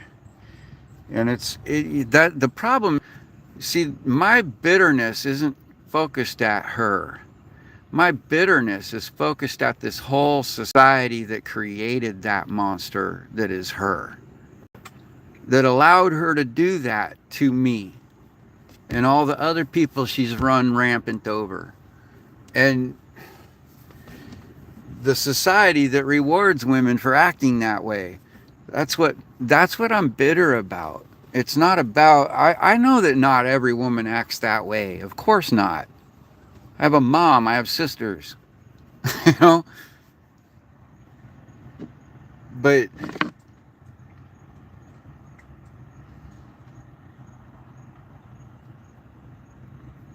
yeah, I'm not going to get into it. I'm still trying to make my grocery list.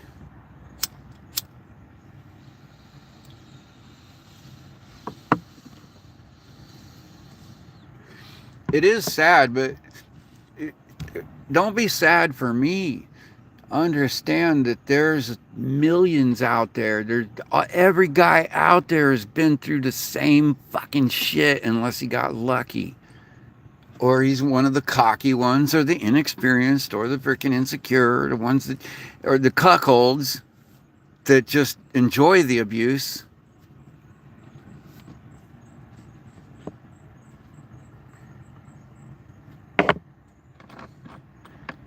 I always ask myself, are they really enjoying it, or are they just convincing themselves that they're enjoying it? I don't get it. But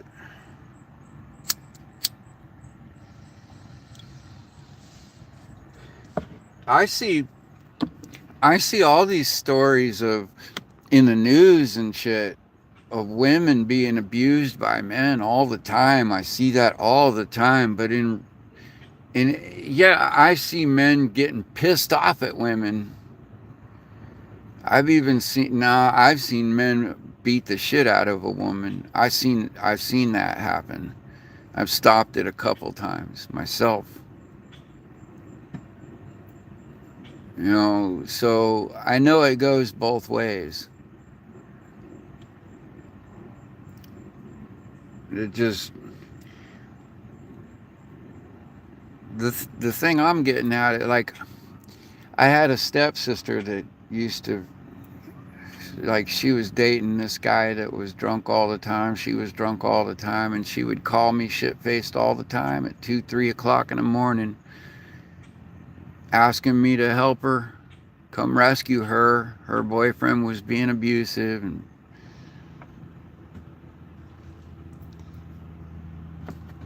I come rescue her, open the door up, 3 o'clock in the morning, miss work the next day, fuck my whole life up, and try to make room for her to get away from him, and she'd go right back to him over and over. I'm like, nah, I can't do it anymore.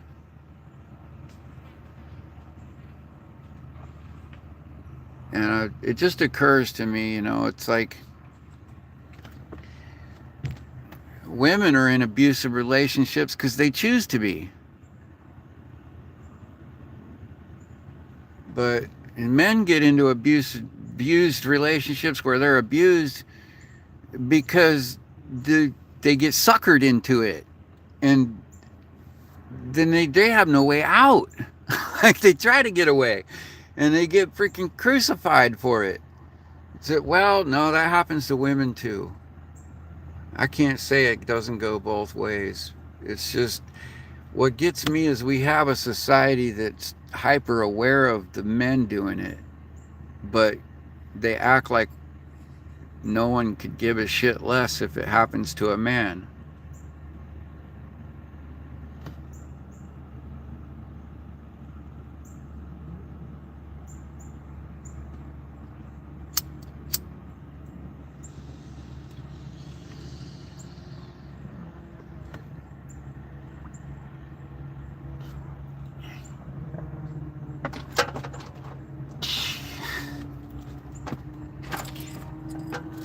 Yeah,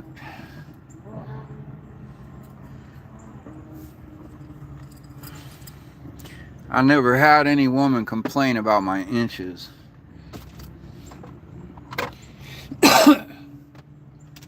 Never had them complain about my abilities in the sack.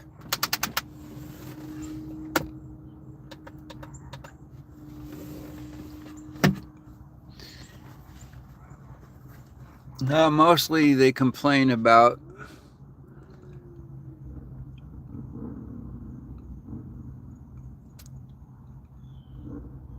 what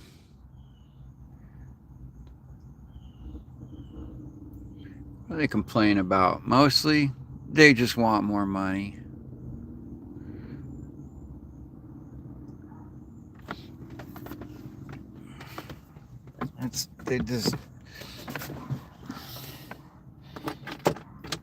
They either want more money, or there's a lot of, what I run into is they just always have to have a whole bunch of men. See, here's the thing. Women move in with men and it's expected that a man will pay the rent. But if a man lives with a woman and doesn't pay the bills, he's a piece of shit. And if she doesn't pay the bills, she's normal. So there's this big expectation on the man to support everything, all her needs, desires, wants, and yet, like, she's the one that has no trouble getting a job and making money because people, like, hire her with a 5-minute interview, and he has to overqualify to get a job and prove himself. And, like, it's crazy. This huge double standard we have between men and women and what's expected of them in a relationship. Like, I can't tell you, put it this way, when I was living in a big yacht and working on it and building it, putting all my money into it, women would ask me where I live, and they'd meet me somewhere in a random place, and they'd ask me what I'm doing with my life, whatever. They'd be interested. And I'd tell them I live in a sailboat, and every time they'd get all excited, and I'd say, no, you don't understand. Like, if when I was living in the boat and it was functioning and ready to sail, like I wouldn't tell them about it. Usually, I don't know, but like I'd tell them when I'm doing repairs on it, and oh man, they'd get all excited. Oh, I want to live with you in a sailboat, and then I'd say, no, you don't understand. I'm still working on it. I gotta repower it, and I got some cabinets to redo, and like I'm camping out in it while I get this system built on it, and then it'll be ready to sail. But I still got to put like another 10 grand into it, you know. And they get all disappointed, and they say, "Oh, well, let me know when it's ready to sail," And they want to give you their number, but not one woman. Okay, listen. Here's the deal. The woman wants to move in with you on your investment and spend the rest of her days sailing the seven seas. And she's imagining it's just, men in grass skirts on exotic islands serving her Mai Tais for the rest of her life. And then, like cruising the sea. Like she's not picturing any storms. And she's not picturing any repairs. And she's not picturing being stranded in that bay trying to freaking makeshift a rudder because yours broke. Like she's not seeing any of that. Okay? And when it happens, she's going to jump on the next ship out and leave you stuck with the repairs in the middle of God knows where and not give a shit about you. She won't look back. You know why? Because your boat broke down. She's not there for the repairs. And you know how I know? Because she wouldn't invest in the build of it to begin with. She wants to ride through on your coattails because she wants to sail away when the boat's ready to sail, but she has not said, what can I do to help you get it ready to sail? She has not said, hey, can I fix the deck for you? Can I swab the deck? Can I can I polish the freaking chrome? Is there anything I can do? Can you teach me how to freaking tie and untie the dock ropes? Like what can I do to help? She has not offered a single bit of help into any effort into going sailing. She has not offered a dime into it, but she wants to spend the rest of her life enjoying the cruise with you, as long as you'll support it and your boat. And like, she doesn't understand that you just spent the last 15 years of your life building to have that boat. Like, and you're spending the next 6 years investing in getting it just ready to like live to where it'll cruise for another 10, 15 years without any repairs. Hopefully, she's not looking at the effort you've put into it. All she wants is the reward. And let me tell you, when I was cruising around in my other boats, even the little 25, 30 footers, I never had a lack of beautiful women who wanted to sail off into the sunset with me, but not one ever said, let me buy some resin and learn how to do fiberglass work so I can patch this while you fix the motor. Not one ever has said, oh, yeah.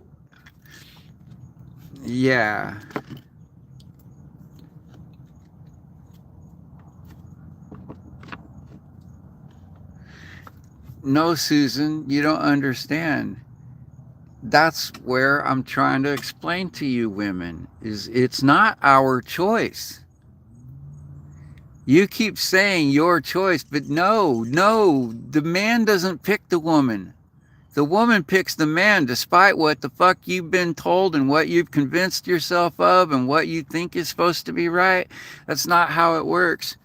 Men go out and they ask and they ask and they ask, and every time they ask, they get shot down and treated like a piece of garbage. And then eventually one woman says, I'll think about it. And women, they just walk around, and men ask and ask and ask and ask. And eventually she says yes to one or two or three or four or five or six or eight or 10 or 20 or 100 of them.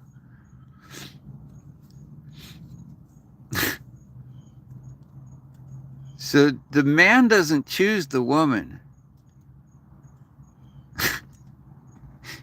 The man throws his hooks out there and lines and hopes to get a bite.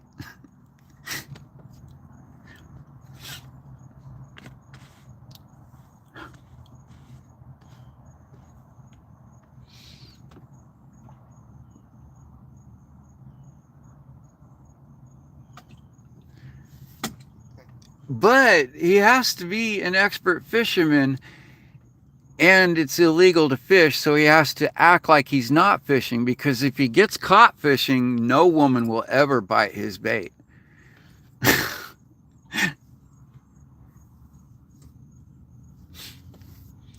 How's it working for me? How's what working for me?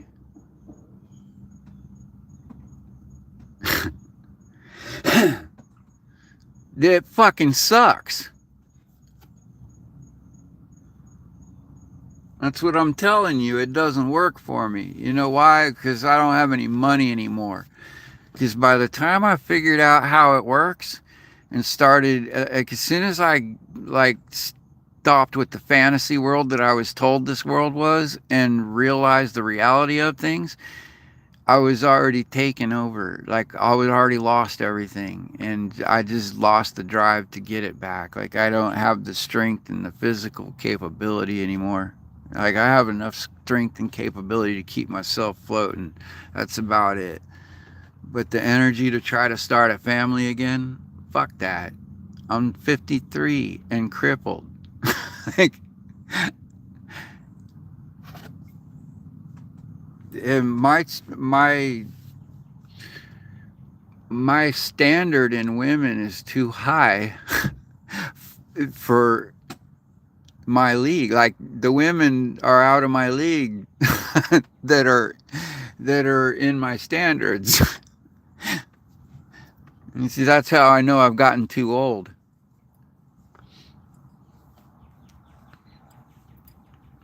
See, I had a woman knock my front teeth out. Now I look like a crackhead. And I can't afford to fix it because another woman took all my money.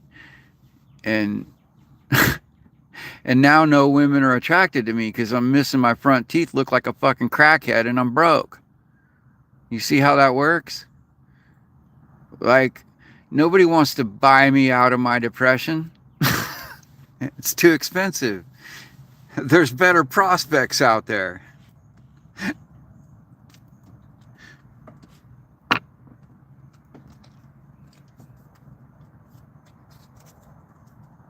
I'm just being realistic. Hey, I'm just being realistic. That's where I'm at. I lost my front teeth in a pussy eating accident, and she broke my teeth and didn't pay for it, and so I'm all fucked up. And then another girl broke my bank and didn't pay for it, and all of them, like 90% of them, broke my heart. And so there's not much left there. There's nothing in the bank, and there's nothing in the gums. There's no teeth now, and my hair's all gray, and my back's broken. Who the fuck wants to come jump and live in a canoe with me?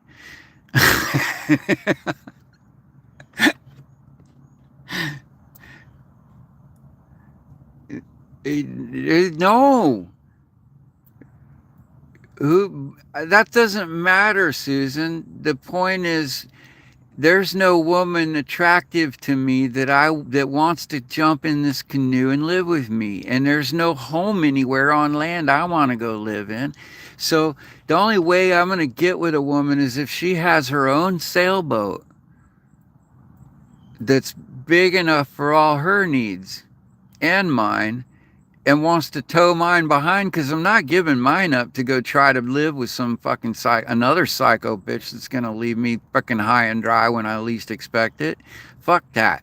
So I'm not giving up my boat to go live with her, and I'm not investing. Not investing in a bigger boat, because fuck that. I've already lost my ass enough, and so like it's gonna take a lot to prove to me that she's down to be with me, and no one wants to there's no one in her right mind gonna pick me. I'm not a good prospect. Not okay, there are some women that would pick me, but I don't find them attractive. Like, if my thing don't get hard, then what's the point?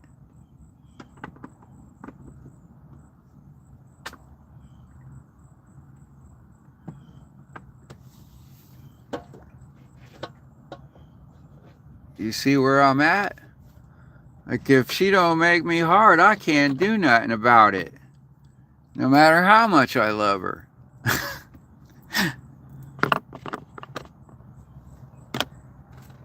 And if she does make me hard, she's a nutcase to freaking want to get with someone like me. Don't you understand? I'm being realistic. I am not looking for a freaking love life. I'm just trying to live my life. You know, it'd be nice to enjoy some of it once in a while here and there. While I still got some.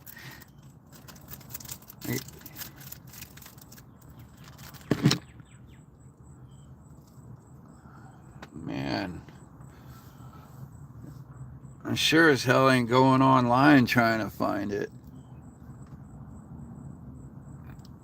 No, but if just the right woman happens to paddle up into my life and happen to be like, oh, I've been looking for a guy missing his teeth and his money.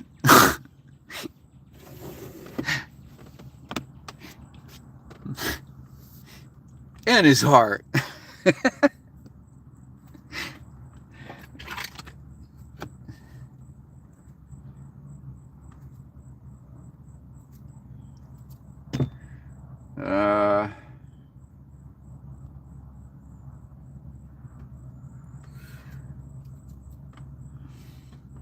Don't get me wrong now. Don't think I don't get lucky.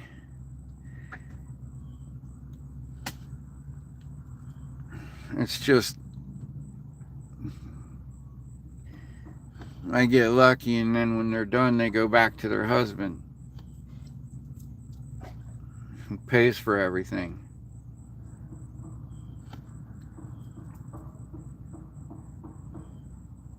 That way it could be his headache. No. But seriously, shit, man. I haven't tried to be in a relationship in fucking ages.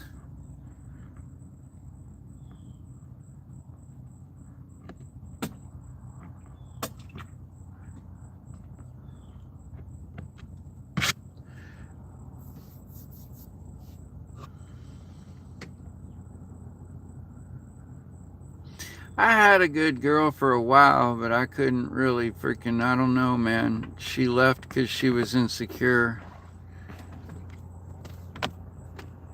She kept thinking I was going to cheat on her with the customer at work that I worked for. I'm like, man, I've known her, I knew her for years, and nothing was ever going to come of me and that woman. We're from two totally different planets. And I didn't even like that woman. She was hot, physically looking, but I didn't like her. Like, she had issues.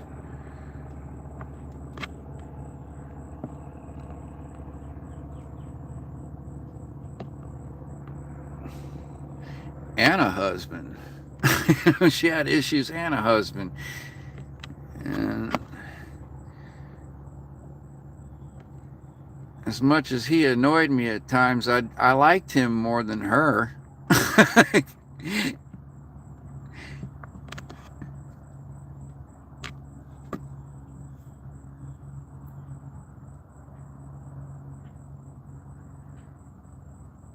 Like, no, there wasn't nothing gonna ever happen with that.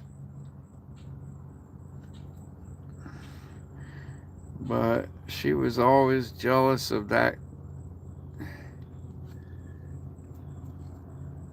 my highest paying customer.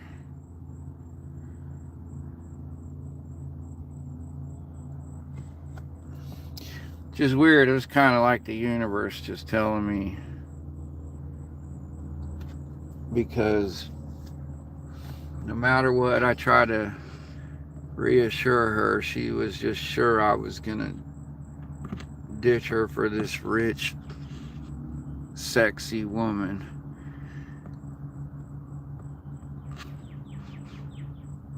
And that I had, basically I met this woman by towing her. Like, her and her friends broke down in the boat like a couple years ago, before I had met this other girl. You know, like, I met her, towed her in, and worked on her boat. And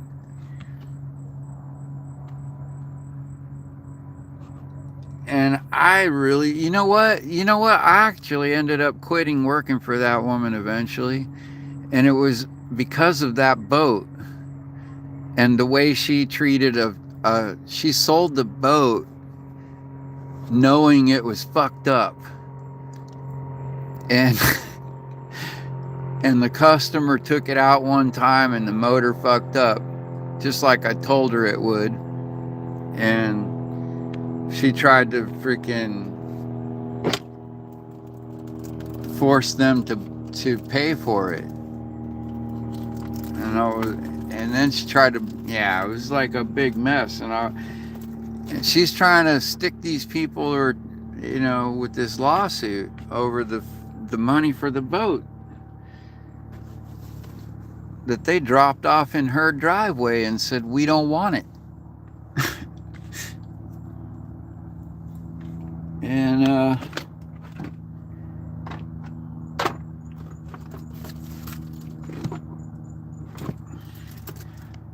asked me if I could work on it and fix it, and I said probably not. Like, I could have before you blew it up, but like I told you, if you run it out of time like it is, it'll blow up. And you can't sell it like that. Like,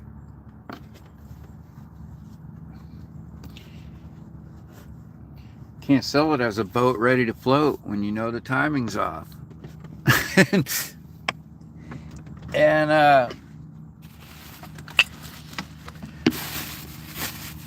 asked, can you fix it? Well, I could if I had the engine manual. But the problem is, it's a Sea-Doo.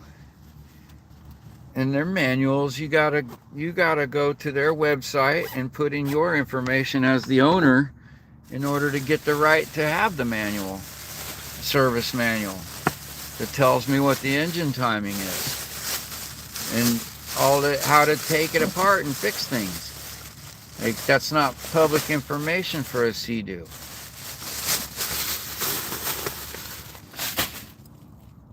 And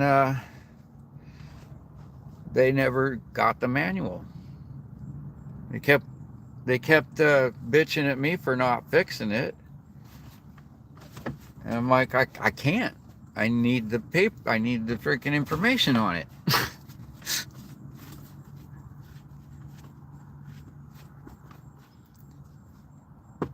And so I find out they had sold it and were suing the people for the money because it blew up on them, and they had sold it. I talked to the customer and found out they had sold it as a ready-to-go motor, or as a ready-to-go boat, jet boat. And I says, it wasn't ready to go, and I told them that.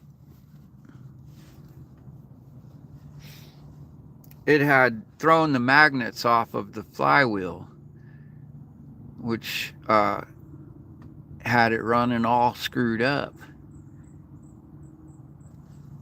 And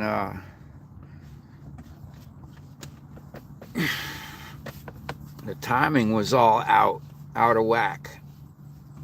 And in order to fix the flywheel and put a new flywheel in, you had to take all the timing and linkage apart, and the timing had to be reset. And the best I could do is get the motor started by ear, set the timing marks, but I couldn't set it exactly without the manual. And like anybody take it out and gun it, they're gonna blow it up.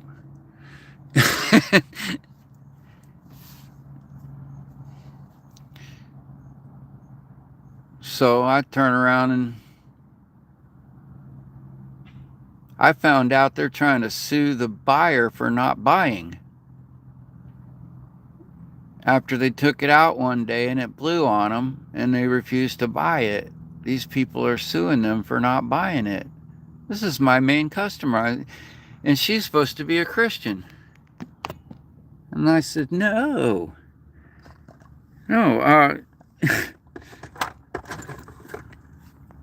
I told the supposed buyer that that's not even a thing, that she didn't have a leg to stand on, and if it came to them asking me, I'll give them a sworn affidavit that the customer knew that boat was not ready to fly.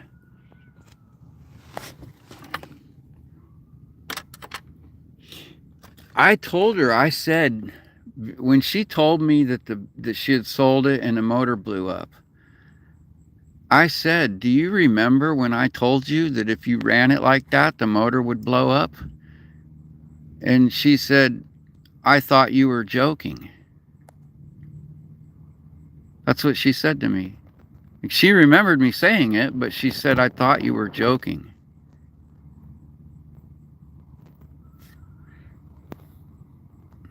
No. Why would I joke about something like that? Why would I tell you your motor can blow up? as your mechanic, and like joke like that. That's not something you joke about. No, she knows better. She knew better. She didn't think I was joking. She knew damn well that boat wasn't ready to fly. And certainly not to be sold as a ready-to-go boat. You and your family jump in it and go boating today. Like, if she had sold it with the understanding that, it needed a bunch of work and the timing was off and blah, blah, blah, and it could have serious problems, then that would be different, but she didn't. It was not an informed purchase.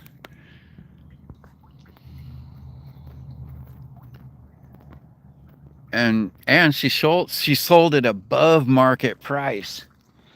That's the fuck. And she knew it was above market price because she had been telling me about what she could get. Like, she had been researching the market price for quite a while.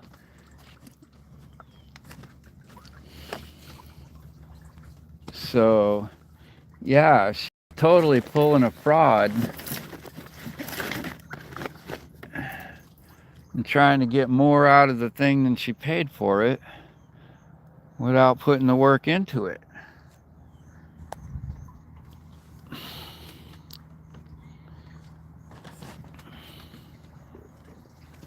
The funny thing is, I had offered to buy that boat from her on a work trade, and she refused, even though she had way more work she wanted me to do than what the boat cost.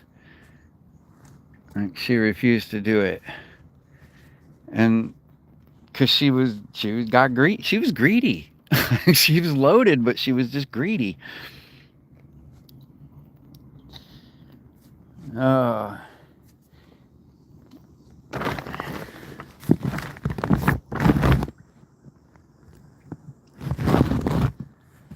No, I'm not kidding. Like, let me give you an example.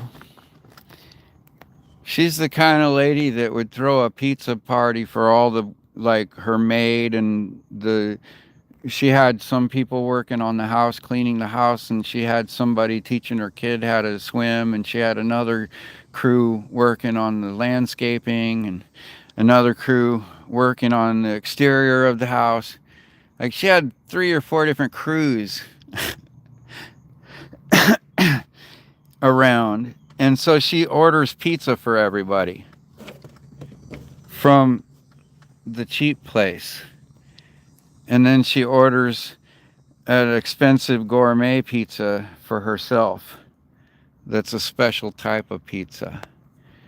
It's kosher. And she doesn't share that with any of the people. None of the people there are invited to take a slice of her pizza. They're like, you guys can eat Hungry Howie's, and I'm eating this from the pizzeria down the road that I know these people. like I'm gonna have a pizza party, but I'm too good to eat the pizza that I'm serving to you. Like, you guys can eat the low grade pizza and I'll eat the high grade pizza. That's how she was.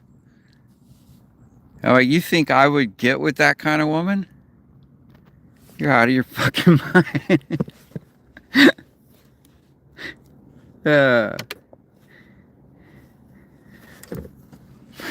She won't even, like, she's just too good for your kind of pizza. And you're not good enough for her kind of pizza. But she's that arrogant that she'll eat it right in front of you and show you that it's a different delivery, just to make sure that you understand that she is a different class of pizza eating person altogether. Like, do you think I'm gonna have some kind of cheating relationship on my girlfriend with such a bitch? Even if she wanted me to? Even if her and her father were begging me? No. Oh, are you out of your mind? That bitch comes from another planet. She does not understand my way of thinking in life. There's no fucking way I could relate to her in any kind of intimacy. And she doesn't even understand the whole concept of love. She does arrangements.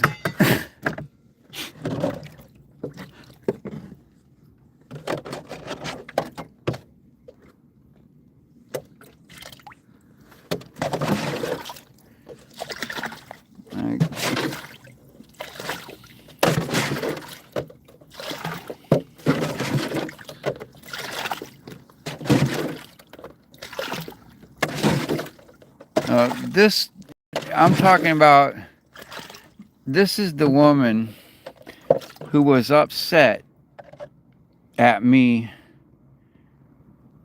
during a hurricane. We had a hurricane coming, and I lived in the bay on a boat by her house, and she was in the middle of moving. She owned 3 houses. And she was moving out of the one house and had a big storage container full of expensive designer shoes out front of her house. And she was really worried about how her Prada shoes might get ruined, left in that storage unit outside the house.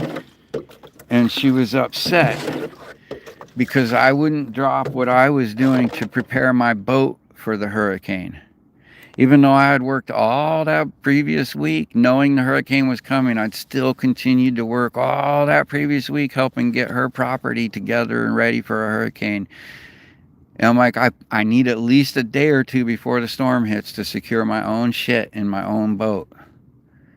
Because you understand, there's a hurricane coming and I'm in a boat and I only have one. You have 3 houses. I have 1 boat. And she was mad.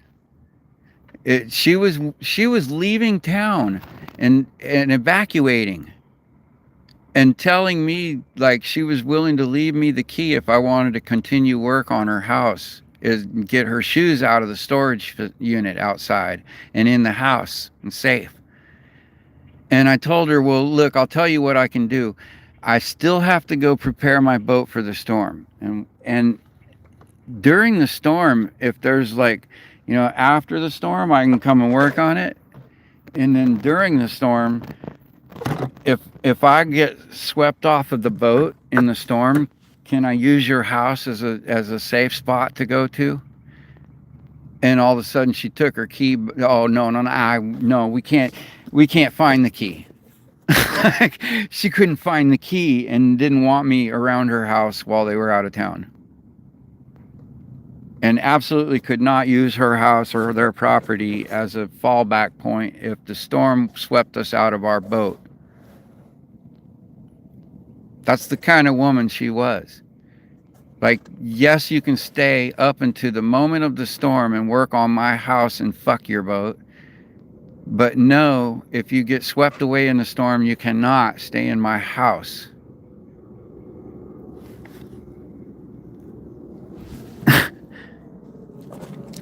All right, and she didn't understand why I didn't like her. Like, you fucking twisted cunt. Wow, just wow. Like, this is the kind of person that my girlfriend left me because she was jealous of her. Like, you don't know me at all, do you? That's the way I felt about that. I was like, you just don't even know me at all. You don't understand what makes me tick.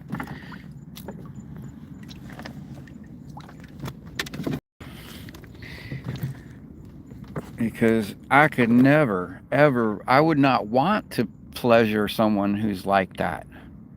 I wouldn't want to give her the satisfaction of gaining any pleasure out of my performances at all. Like, just fuck them.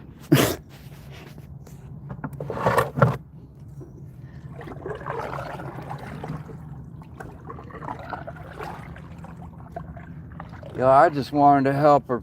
I just wanted to make some money installing an automatic garage door opener in the driveway, like an automatic fence opener. I wasn't trying to fall in love with that bitch.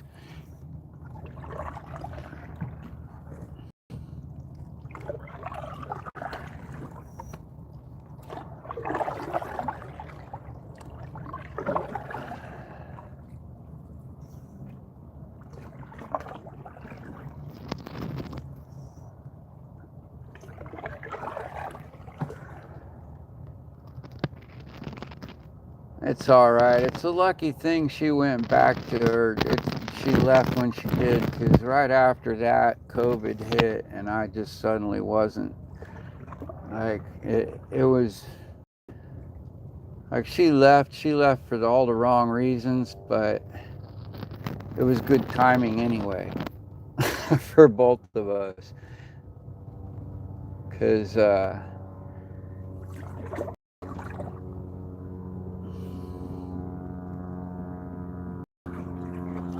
I don't know, it wasn't long after that everything hit the fan, and like I wouldn't have been able to keep her floating and me anyway.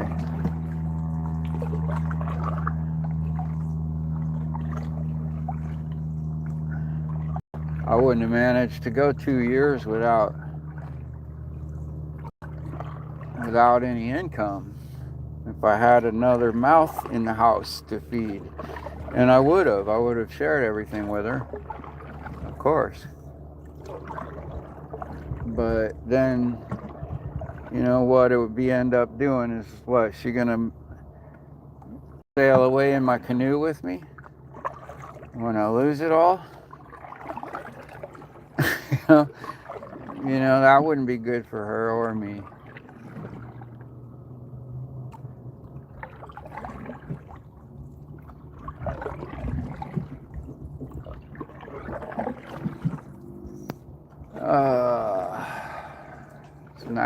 out here. All the alligators hiding from me now. I just saw like 15 logs disappear from the surface. So yeah, we're in the middle of Gator Town here. Logs don't just disappear from the surface. Those are alligators impersonating logs.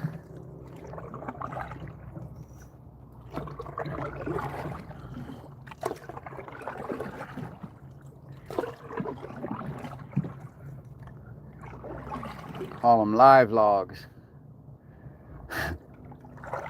Gotta watch them live floating logs in Florida. They'll bite you. They're not careful. Let me get over here out of the sun for a minute. That was not a gator or a frog. That was my stomach growling. Yeah. Life is short. You know, they say you get, 60, 80, 100 years if you're lucky. Maybe a little more, give or take 20. They say human life expectancy is 100 years, give or take 20, but you look at the average American, they're not living to be 100 years at all. So it's more like 60, give or take 20. And I'm already at 53 and already had certain congenital defects at birth that kind of, they say, shorten it. So, I'm already, the way I figured, based on the way I've lived, I'm lucky I'm still alive. I'm lucky I survived childhood. When I think about what I've been through, like, I'm already way past my life expectancy for someone who was born into what I was born into. I've already, me and my whole family have outlived our freaking, most of us, have freaking gone way past the expectancy.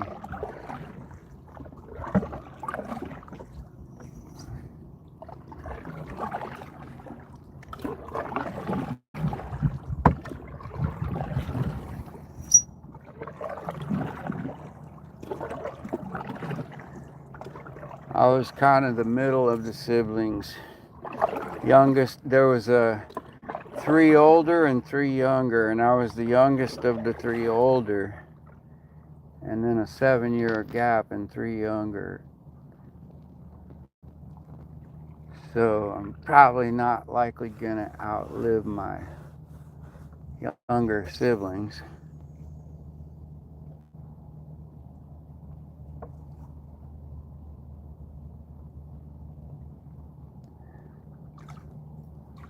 Wouldn't surprise me if I outlived my older siblings, but probably not.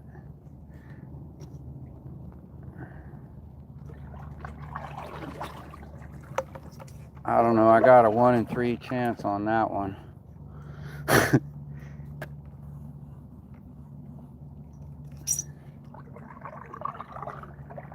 Fuck, is this a floating fence post?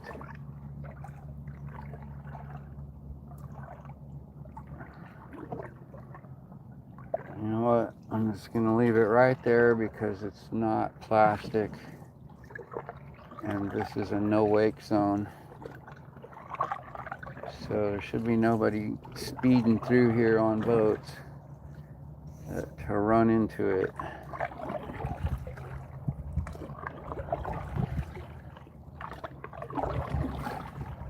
You gotta just pick and choose. I can't stop for every piece of trash all the time. I can't haul every log I find. I'm still in a canoe.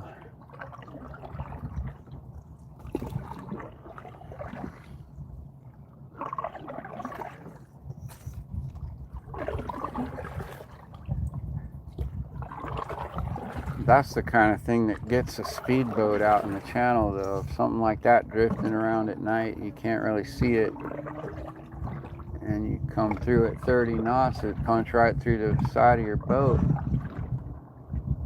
There's an alligator. And there he went.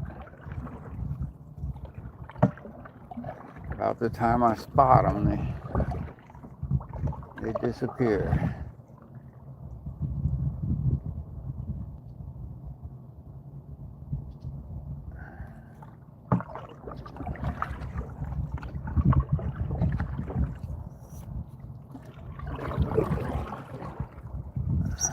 Let's see, there's 5 floating branches over there. We'll find out how many are alligators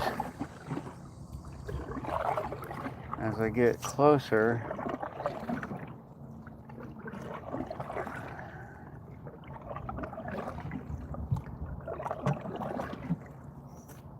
One, 2, 3, 4, 5. Still showing. They're probably all branches because I can still see them all. Yeah. Okay.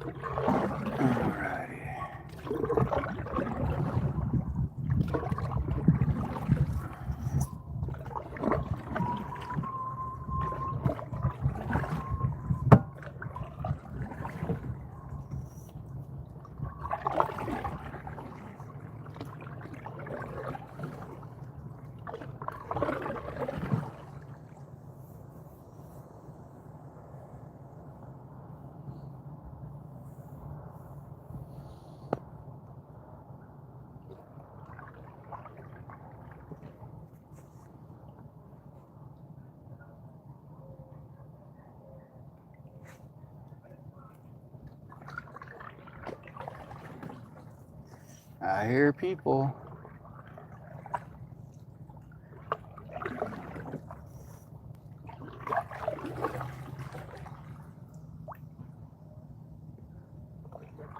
Oh, it's still early.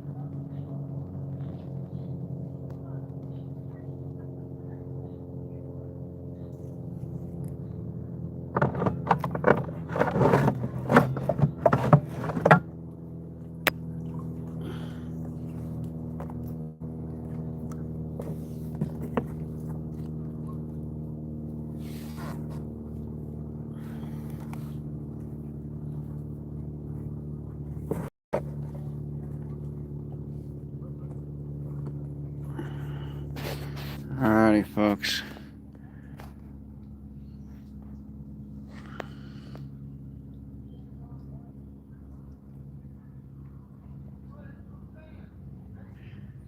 I'm gonna end the feed here so I can get to shore. And I'll see you guys next time. Be kind, and be kind to yourselves.